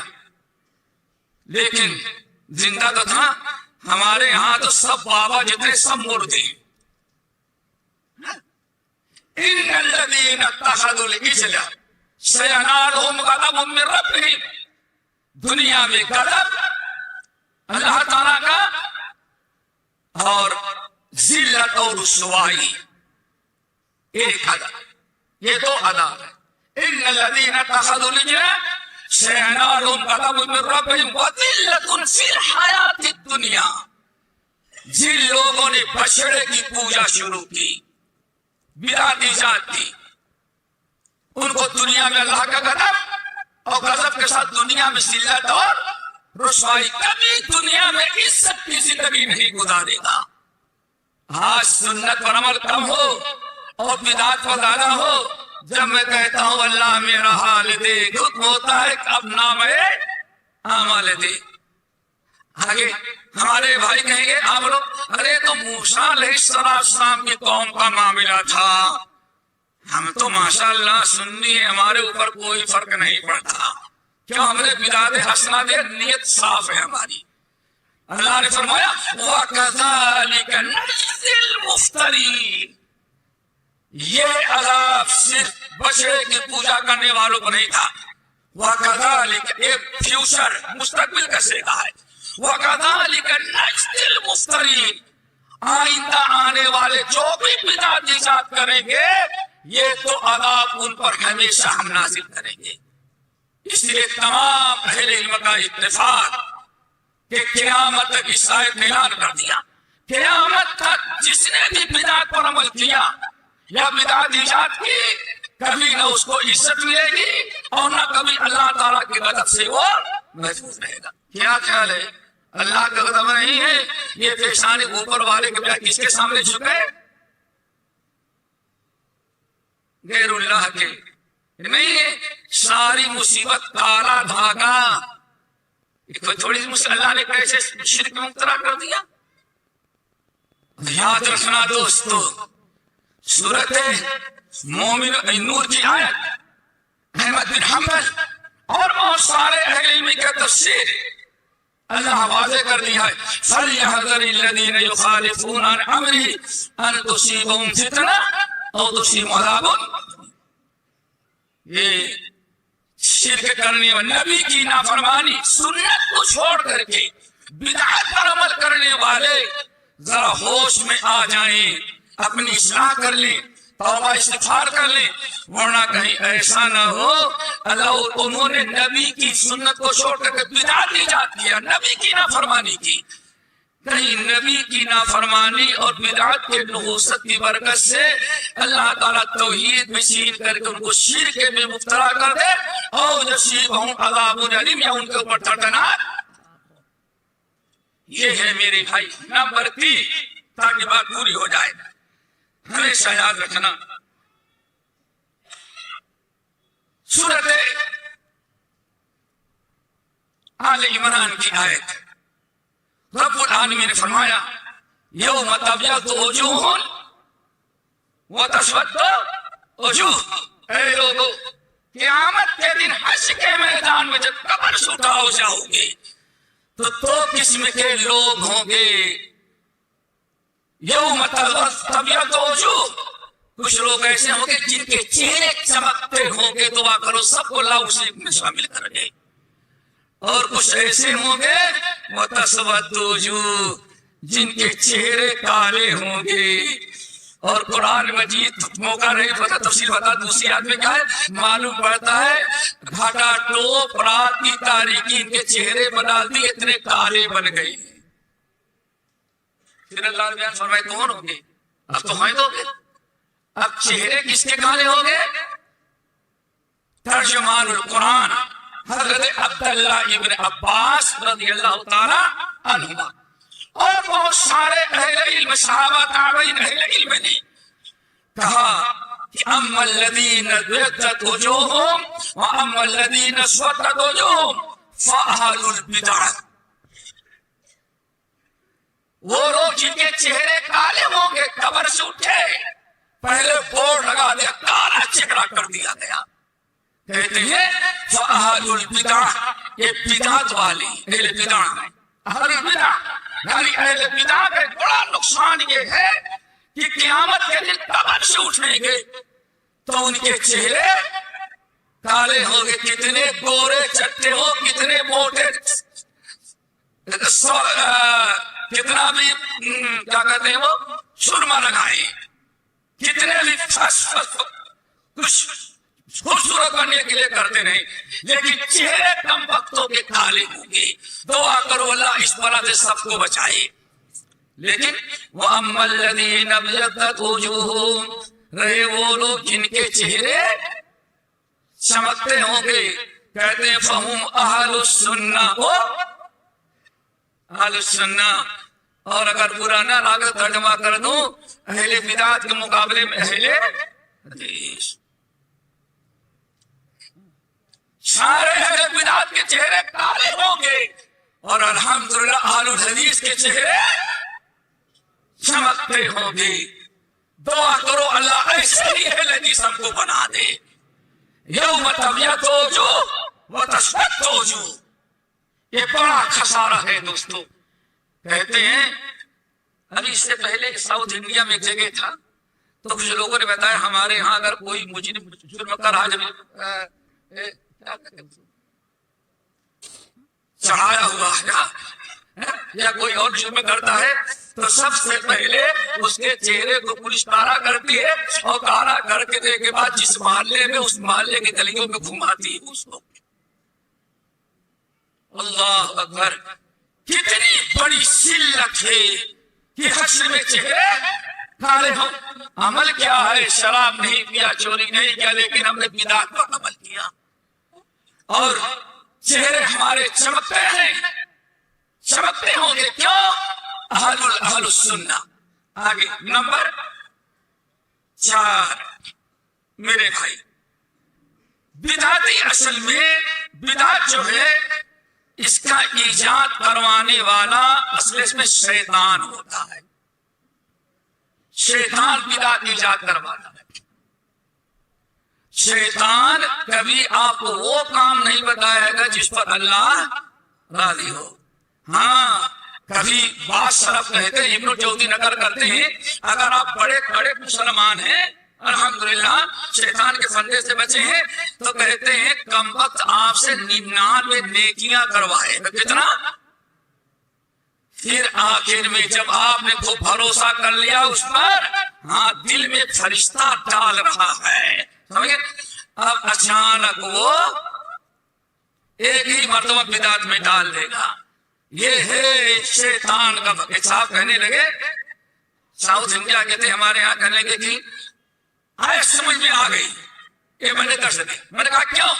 کہا کہ جمعرات کو 2 بجے آ کر کے معلوم پڑا کا کوئی جگا رہا ہے، اٹھ گیا، بیوی کو جگایا، وضو کیا اور نماز پڑھنے، اللہ تیرا کرم ہے کہ آج تہجد کی نماز پڑھنے کے لیے فرشتے نے جگا دیا، تیرا کرم ہے کہ آج تو نے ہمیں فرشتے کو رکھا، ایسے تھپکی کوئی دے رہا، سمجھ گیا کہ فرشتہ ہی ہے۔ کہتے ہیں لیکن اذان فجر کے 10 منٹ پہلے سوچا کہ لیٹ کر کے کمر سیدھی کر لے، سو گئے تو 8 بجے تک نیند نہیں کھلی، آ گیا کہ ہاں تہجد شیطان ہم سے پڑھوایا تاکہ ہاں وَمَكَرُوا وَمَكَرُوا اللَّهُ۔ دوستو شیطان بڑا بدبخت ہے، اسی لیے امام ابن الجوزی رحمت اللہ علیہ اور ابن قیم رحمت اللہ علیہ کئی مقام پر اشارہ کرتے ہیں کہ شیطان کے مکر سے محفوظ رہو۔ بابا آدم کو کتنے فائدے بتایا درخت کا، ماشاءاللہ یہ کبھی نہیں موت آئے گی، یہ ہو سب کچھ۔ تو شیطان کبھی بدعت کرانے کے لیے سیدھے سادے لوگوں سے نیکی بھی کراتا ہے، مقصد ہوتا ہے اپنے اعتماد میں لینا۔ ماشاءاللہ ہمارے بھائی بیٹھے ہوئے ہیں، اگر کوئی فرادی ہو تو کہے گا ماشاءاللہ ابھی مجھے 500 کی ضرورت ہے، ابھی دے دے، عشاء میں لوٹا دوں گا، ماشاءاللہ دے دیا، اور واقعی مسجد پر کھڑا انتظار کر رہا تھا 500 دینے کے لیے۔ میں نے کہا واہ اتنا امانت دار آج تک مجھے نہیں ملا۔ دوسرے دن پھر آیا، صاحب ذرا ضرورت پڑ گئی ہے 1000 دے دیں، پھر آیا فجر میں دے دوں گا، فجر کی نماز میں لا کے دے دیا۔ پھر آگے بڑھ، کچھ دن کر رہا تھا، جب خوب اعتماد میں لے لیا، کہا بس کیا بتائیں یہ میں نے مکان خریدا، ابھی 50 لاکھ کی ضرورت ہے، ابھی آپ دے دیں کل دے دوں گا۔ ایک 10 مرتبہ ان سے اچھا وعدہ کیا ہے، لیکن وہ شیاطین انس تھا۔ شیطان 2 طرح کے ہوتے ہیں، شیطان کتنی طرح سے؟ 2 طرح کے ہوتے ہیں، ایک تو انگلیس والا شیطان ہے، اور کبھی آدم کی اولاد بھی شیطانی کے کام کرتی، من شر الوسواس الخناس الذی یوسوس فی صدور الناس من الجنۃ والناس۔ جیسے کہ کہا جاتا ہے، بعض سلف نے نقل کیا کہ ایک صاحب ماشاءاللہ گزر رہے تھے، اور کہیں جنگل میں پہاڑ پر ایک انسان بیٹھا، لمبا ایسے ٹانگے لیے ہوئے اور شاید لمبی داڑھی، سب لوگ پیر دبا رہے، اور ماشاءاللہ گزرنے والا سوچا بڑا بزرگ ہے، ہم بھی تھوڑا پیر دبا کر کے اس کی برکت لے لیں۔ دعانے لگے، کہا بھیا تم چلے جا رہے تو کیسے، کیا کرنے لگے؟ کہا کہ اتنی بزرگ ہستی، چہرہ کا دیکھو، داڑھی دیکھو، اتنی خدمت خدمت کر رہے ہیں، ہم نے سوچا ہم بھی ذرا دبا کر کے آپ سے برکت لے لیں۔ کہا بھیا تم راستہ پکڑو، ہم ابلیس ہیں، ابلیس سے تم جاؤ اپنا راستہ پکڑو۔ کہا نہیں اللہ کی قسم آپ اللہ کے ولی ہیں۔ کہا نہیں بھائی قسم نہیں کھاؤ، میں ولی نہیں، میں شیطان ہوں، ابلیس ہوں، اپنا راستہ پکڑو۔ کہتے ہیں کہ نہیں اللہ کی قسم آپ کے ولی ہیں۔ کہا بھائی قسم کس بنا پر کھا رہے ہو؟ کہا ہمارے پاس دلیل ہے۔ کہا کیا دلیل ہے؟ کہا اللہ سے ابلیس نے وعدہ کیا ہے کہ 24 گھنٹے آدم کی اولاد کو گمراہ کرتا رہوں گا۔ یہ دلیل ہے کہ اگر آپ ابلیس ہوتے تو کہیں لوگوں کو گمراہ کرتے رہتے، یہاں بیٹھ کے آرام نہ کرتے۔ کہا یہی دلیل؟ کہا اللہ کی قسم اس سے بڑی دلیل کیا ہو سکتی ہے؟ کہا بات اصل ہے میں نے تو وعدہ کیا تھا، لیکن جب میرا کام انسان کرنے لگے تو میں آگے آرام کر رہا ہوں، ہے ابلیس ہی۔ تو دوستو ابلیس ہی، ہتھ کنڈوں سے بچو۔ نمبر 5 کہ نمبر 4؟ نہیں بھائی نمبر 4 آپ بھول جائیں گے، چلو بڑھا لو کوئی بات نمبر میں کوئی فرق نہیں، دونوں ڈال دو، 4 5 دونوں ڈال۔ اللہ اکبر۔ میرے بھائی بتانا تو شیطان اس کو ایجاد کرواتا ہے۔ بدعت کی ایجاد کون کرواتا ہے؟ شیطان۔ قرآن مجید کی آیت انما یامرکم بالفحشاء انما یامرکم بالسوء والفحشاء،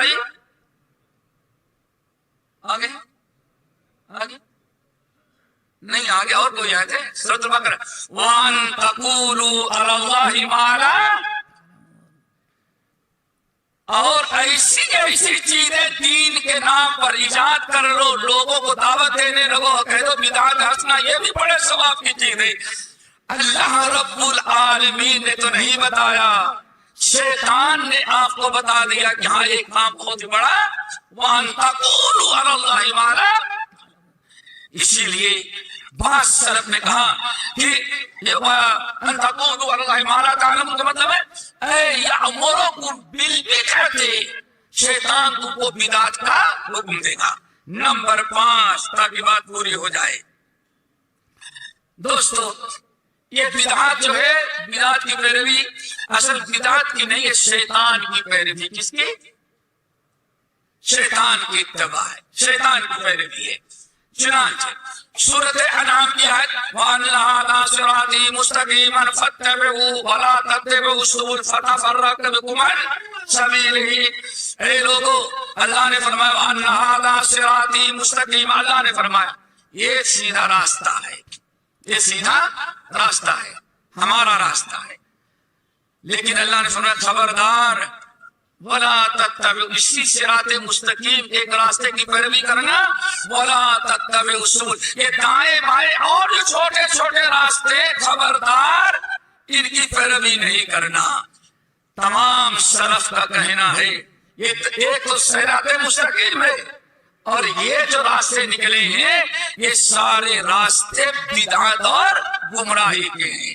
تو اسی لیے اب اگر کوئی بدعت کے راستے پہ جاتا ہے تو حقیقت بدعت کی نہیں، وہ شیطان کی اتباع کر رہا ہے۔ اللہ تعالیٰ سے دعا کرو اللہ شیطان کی اتباع سے بچائے۔ نمبر 6 میرے بھائیو، بدعت کی ایجاد کرنا اور بدعت پر عمل کرنا، بدعت کی دعوت دینا، بدعت کی تبلیغ کرنا، اصل میں یہ اللہ اس کے رسول سے جنگ ہے۔ کس سے جنگ ہے؟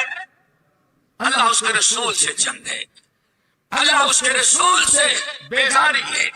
قرآن مجید کی آیت ان الذین فرقوا دینہم وکانوا شیعا، ان الذین تفرقوا ان الذین فرقوا دینہم وکانوا شیعا، فرق یہاں ہے ان الذین فرقوا، دو قرات ہے قرآن کے یہاں، ایک ہے فرقوا یعنی تفرقہ ڈالنا، یعنی صراط مستقیم سے علیحدگی اختیار کرنا، ایک ہے ان الذین فارقوا، یہ دوسری قرات ہے۔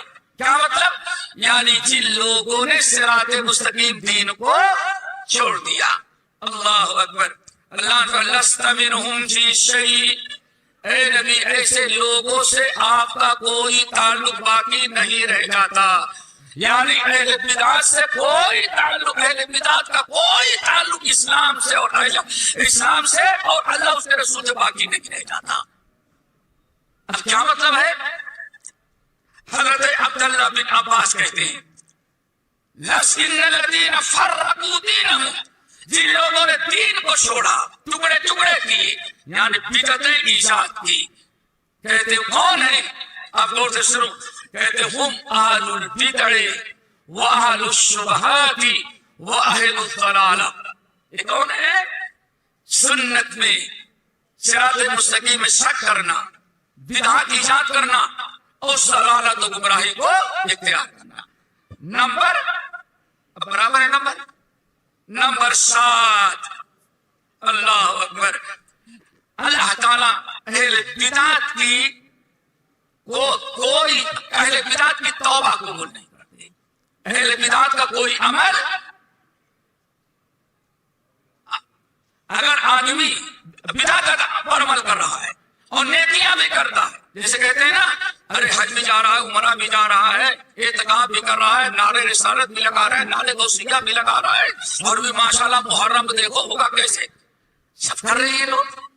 لیکن غور سے سن لو میرے بھائیو، کہتے ہیں نمبر 10 کہ اہل بدع کی توبہ اللہ قبول نہیں کرتا.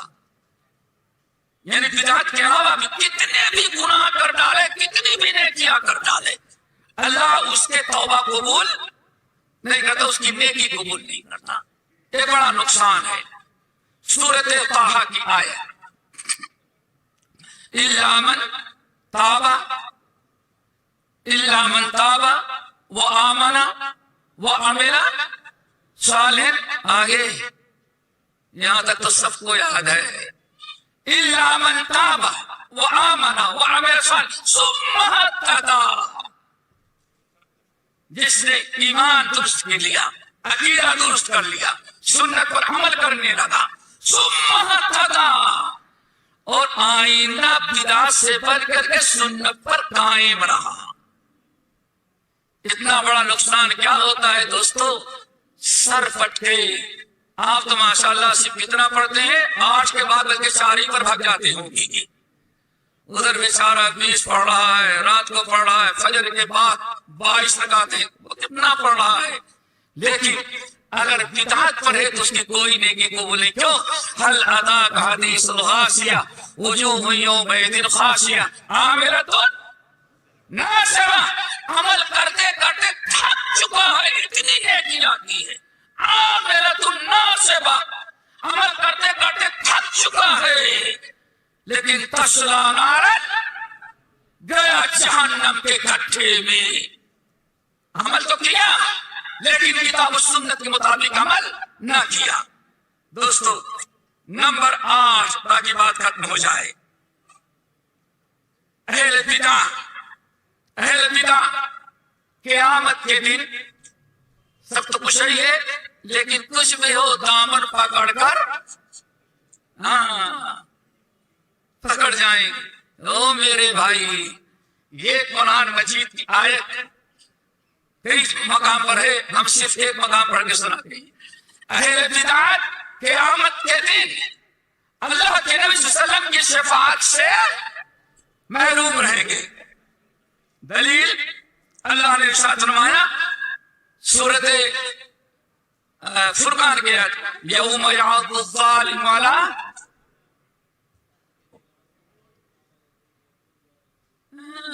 یوم یعض الظالم علی یدیہ.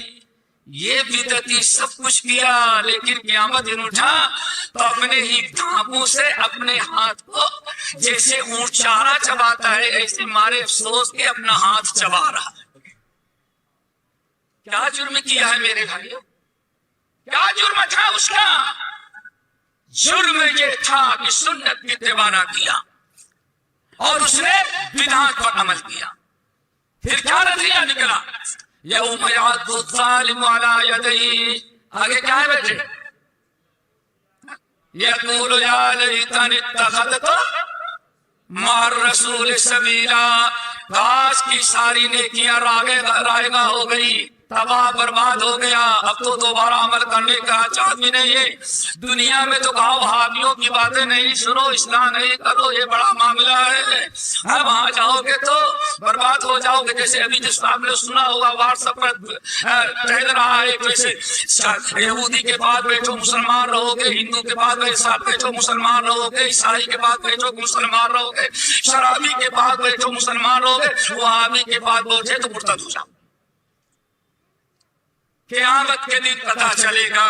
یا ویلتا، یا ویلتا، اب روتا ہے. یوم یعض الظالم علی یدیہ، اپنے ہاتھوں کو چبائے گا، نوچے گا. کیوں؟ کسی اور کو کچھ کر نہیں سکتا. اور کیا کہے گا؟ یا لیتنی اتخذت مع الرسول سبیلا. کاش کی رسول کا طریقہ سبیل ہے نا، کاش کی رسول کا طریقہ اپنایا ہوتا. آگے اگلی آیت کیا ہے بیٹے؟ یا ویلتا لم اتخذ فلانا. فنا کی محبت نے کبھی کالی پگڑی والے کی محبت نے ہمیں برباد کیا. یا ویلتا لیتنی لم اتخذ فلانا خلیلا، کاش کہ ہم فلاں کو مجھ سے محبت کر کے اس کی بات کو نہ مانے، اس کے طریقے کا پر نہ چلتے. اور آگے بڑھ، اگلی آیت کیا ہے؟ اب کہیں گے دامن پکڑ کر مچل جائیں گے. کیوں؟ اللہ کے رسول سے محبت میں سب کچھ کر رہے ہیں تو قیامت کی شفاعت کریں گے. اب آگے اللہ کے رسول آ جائیں گے. آگے کیا ہے؟ وقال الرسول یا ربی ان قوم اتخذوا هذا القرآن مہجورا. اے اللہ ان ظالموں کی میں سفارش نہیں کرتا. کیوں؟ انہوں نے قرآن و سنت کو ترک کر رکھا تھا، شرک و بدعت کو اپنا. میرے بھائیوں کوئی معمولی چیز نہیں ہے بدعت کے نقصانات. نمبر 9، تو خوش ہوتے ہوں گے جلدی فرصت مل جائے. نمبر 9 میرے بھائیوں، اہل بدعت جو ہیں ان کے ساری اعمال، صدقہ، خیرات، جو کچھ بھی کر رہے ہیں، ان کا کوئی عمل بدعت قبول کرنے نہیں دیتی. اللہ اکبر. اللہ نے فرمایا وَمَن يَتَّبِعْ غَيْرَ سَبِيلِ الْمُؤْمِنِينَ نُوَلِّهِ مَا تَوَلَّىٰ وَنُصْلِهِ جَهَنَّمَ وَسَاءَتْ مَصِيرًا. ہم بدعت کو بتا دیا کہ بدعت ہے، ہم اس کا ہاتھ پکڑ کے نہیں روکیں گے. اگر وہ چل رہا ہے چلنے دو، چلنے دو. لیکن ہم نے نصلہ جہنم، جس بھی راستے پر جا رہا ہے بدعت پر، ہم نے چھوڑ دیا اس کو چلے بدعت پر. لیکن پلٹ کے کہاں آنا ہے؟ ہمارے پاس نولہ ما تولا ونصلہ جہنم وساءت مصیرا. دعا کرو اللہ تعالیٰ اس بلا سے بچا لے. پھر صحیح بخاری کی روایت بڑی مشہور، اور امام بخاری رحمت اللہ علیہ نے کتاب الاعتصام بالکتاب والسنہ میں نقل کیا. کس میں؟ اللہ اکبر. کل امتی یدخلون الجنت الا من ابا. اے لوگوں میرے سارے امتی جنت میں جائیں گے لیکن وہ نہیں جائے گا جس نے جنت میں جانے سے انکار کیا. یا دوسرا ترجمہ کل امتی یدخلون الجنہ، ہمارے سارے امتی جنت میں جائیں گے لیکن وہ نہیں جائے گا جس نے خود جنت میں جانے سے انکار کر دیا. اللہ اکبر. صحابہ کرام نے پوچھا یا رسول اللہ ومن یابا، کون بدبخت امتی ہے جو آپ کا انکار کرے یا جنت میں جانے سے انکار کرے؟ آپ نے فرمایا زبان سے نہیں کرتا، عمل سے کرتا ہے. کیا ہے؟ من اطاعنی فقد دخل الجنہ ومن عصانی ابا. جس نے میری اطاعت کیا وہ تو جنت میں گیا. ومن عصانی، اور جس نے میری نافرمانی کی سمجھو فقط ابا، اس نے انکار کر دیا. دعا کرو سب کو اللہ تعالیٰ. ہمارے ایک نو مسلم تھے، بڑی پیاری بات آج مثال لوگ دیتے ہیں. ارے بھائی بات اصل یہ ہے سب کو بنگلور ہی شیواجی نگر جانا ہے، چاہے کوئی ادھر سے آئے، کوئی ادھر سے آئے، کوئی ادھر سے آئے، کوئی ادھر سے آئے، 50 راستے، لیکن سب کا مقصد تو کیا ہے؟ اس چار مینار چھوٹی یا بڑی مسجد میں آنا ہے. بھائی مقصد تو سب کا ایک ہی ہے، راستہ کتنے بھی الگ ہوں. تو کہتے ہیں ایسے مقصد تو اللہ کی عبادت ہے، طریقے کتنے بھی الگ الگ ہو. کوئی ادھر جائے، کوئی ادھر جائے، کوئی ادھر، لیکن کلمہ پڑھتا سب کا مقصد تو کیا ہے؟ جنت. بڑا اچھا فارمولہ ہے. لیکن آج کے شیخ الحدیث کو نہیں سمجھ آیا، شیخ الاسلام کو. ایک ہندو مسلمان ہوا، پھر کسی اور موقع پر تفصیل ہوا گیا، پھر اس کے 4 بیٹے ہوئے، 3 بیٹے ہوئے، تینوں کو اس نے عالم بنایا. خود شیخ القل میاں نقیر حسین کے پاس جا کر کے عالم بنا، تینوں بیٹوں کو عالم بنایا. اور یہ عالم جب نکلا تو ماشاءاللہ اس میں ایک عبد الکریم ہندوستان کو انگریزوں سے آزاد کرانے کے لیے اس کے ہاتھ کو کاٹ ڈالا گیا اور ٹانگیں توڑ دی گئی. اور اس کا مرد مجاہد جو آج ہمیں تانا دیتے ہیں کہ یہ اہل حدیثوں نے کیا کیا، شرک و بدعت، اور یہی شرک و بدعت، یہ سنت وہ بدعت، اسی بدعت نے انہوں نے کیا کیا، پتا پتا بوٹا بوٹا ہر ہمارا جانے، کوئی جانے یا نہ جانے، سمر ہمارا ہر قیامت کے دن پتا چلے گا اہل حدیث جماعت نے کیا کروانا۔ یہ کون؟ عبد الکریم مسلم اداکار تھا، انہوں نے جب ہاتھ ان کے کاٹ دیے گئے اور پابندی لگا دی گئی تو بیچارے انہوں نے اشعار کے ذریعے تبلیغ شروع کیا۔ کیوں؟ اب انگریز سے لڑنے کے لائق نہیں رہ گئے تھے۔ اللہ ان بزرگوں کی قبر کو نوروں سے بھرے، بہار سے رہنے والے تھے، پھر دلی سے سرحد سے لے کر کے نیپال منڈو تک وہاں کے راجا کے پاس جا کر کے توحید کی دعوت دی اور اسلام کی ترجمانی کی، اور وہاں جو ترجمانی کی تھی صراط مستقیم کی، وہ بڑی پیاری ہے، مسلک سنت بے سالک چلا جاؤ بے دھاڑا، کئی راستے نہیں ہے، ایک راستہ صراط مستقیم ہے، رب ہے ایک ہے، دنیا کا 50 نہیں، اور ایک نیا فتنہ ہے بھائی جو جیسے کرنے تو کچھ کر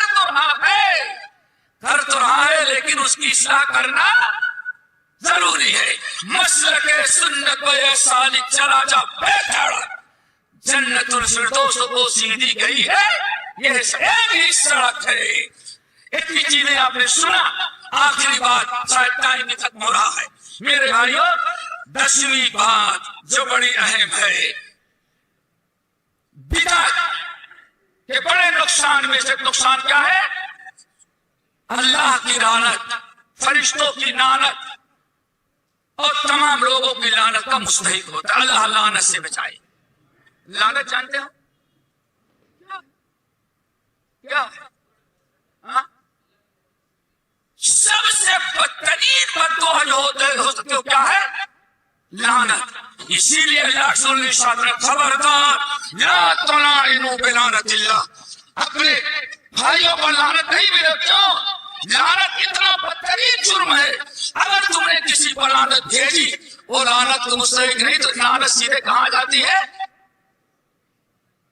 لعنت بھیجنے والے پر۔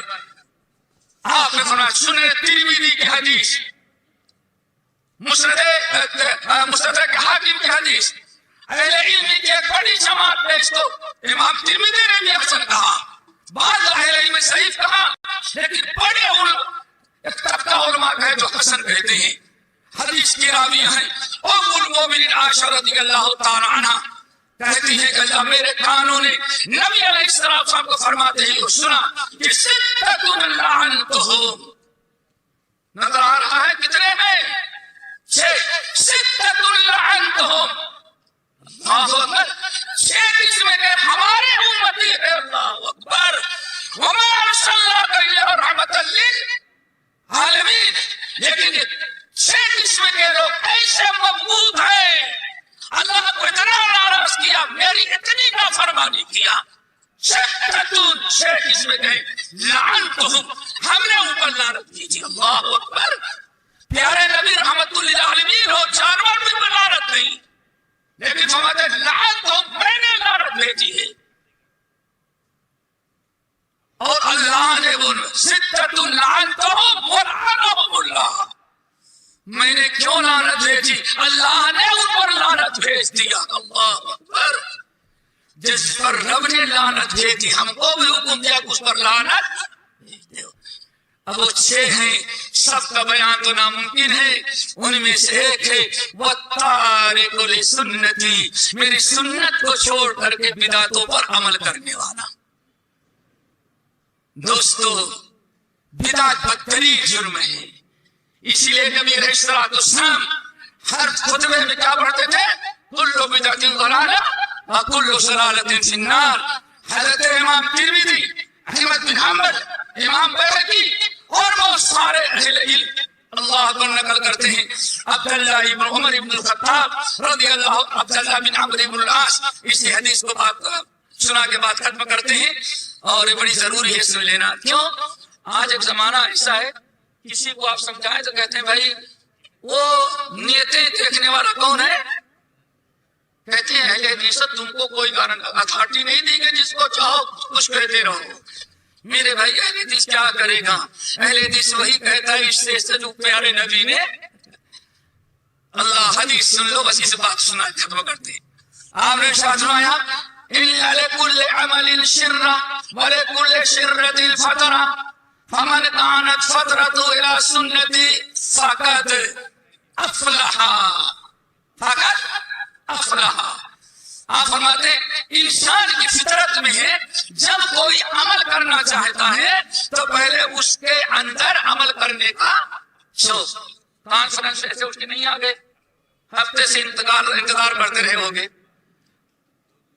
لیکن عمل شرنا, ہر عمل کا ایک پہلے شوق و جذبہ پیدا ہوتا ہے, پھر وَلِكُلِّ عَمَلٍ فَتْرَةٌ, اور وہ عمل جس کے کرنے کا شوق جذبہ پیدا ہوا اس وقت آدمی کو سکون نہیں ملتا جب تک کہ اس کو عملی جامہ نہیں آ جائے. آگے بات سمجھے, غور سے سننا.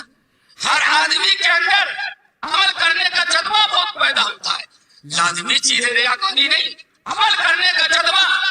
اور عمل کرنے کا جذبہ اس وقت تک ٹھنڈا نہیں ہوتا جب تک کہ اس کو عملی جامہ نہ پہنا لے. پھر فمن کانت فترته الى سنتی, جس عمل کا شوق و جذبہ پیدا ہوا جب اس کو ادا کرنے لگا تو میری سنت کے روشنی میں ادا کیا, وہ کامیاب ہو گیا. کیا ہو گیا پتہ؟ اللہ کے رسول فرمایا اتنا عمل کرنے کے باوجود کہاں چلا گئے وہ جہنم میں. دعا کرو, پتہ چل گیا صرف نیت اچھی ہو اس پر ثواب نہیں دیتا جب تک نیت کے ساتھ ساتھ عمل سنت کے مطابق نہ ہو.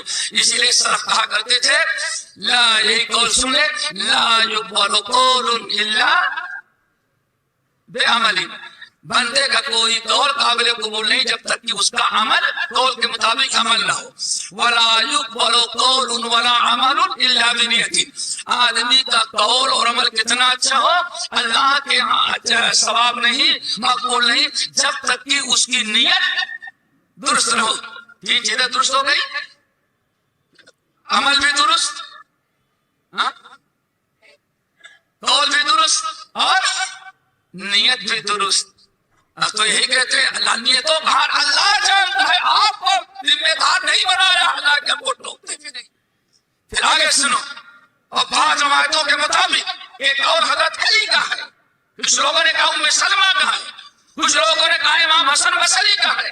ایک سلف کے بڑے اقوال میں سے لا يقبل قول الا بعمل ولا يقبل قول ولا عمل الا بنیت. تین چیزیں ہو گئی.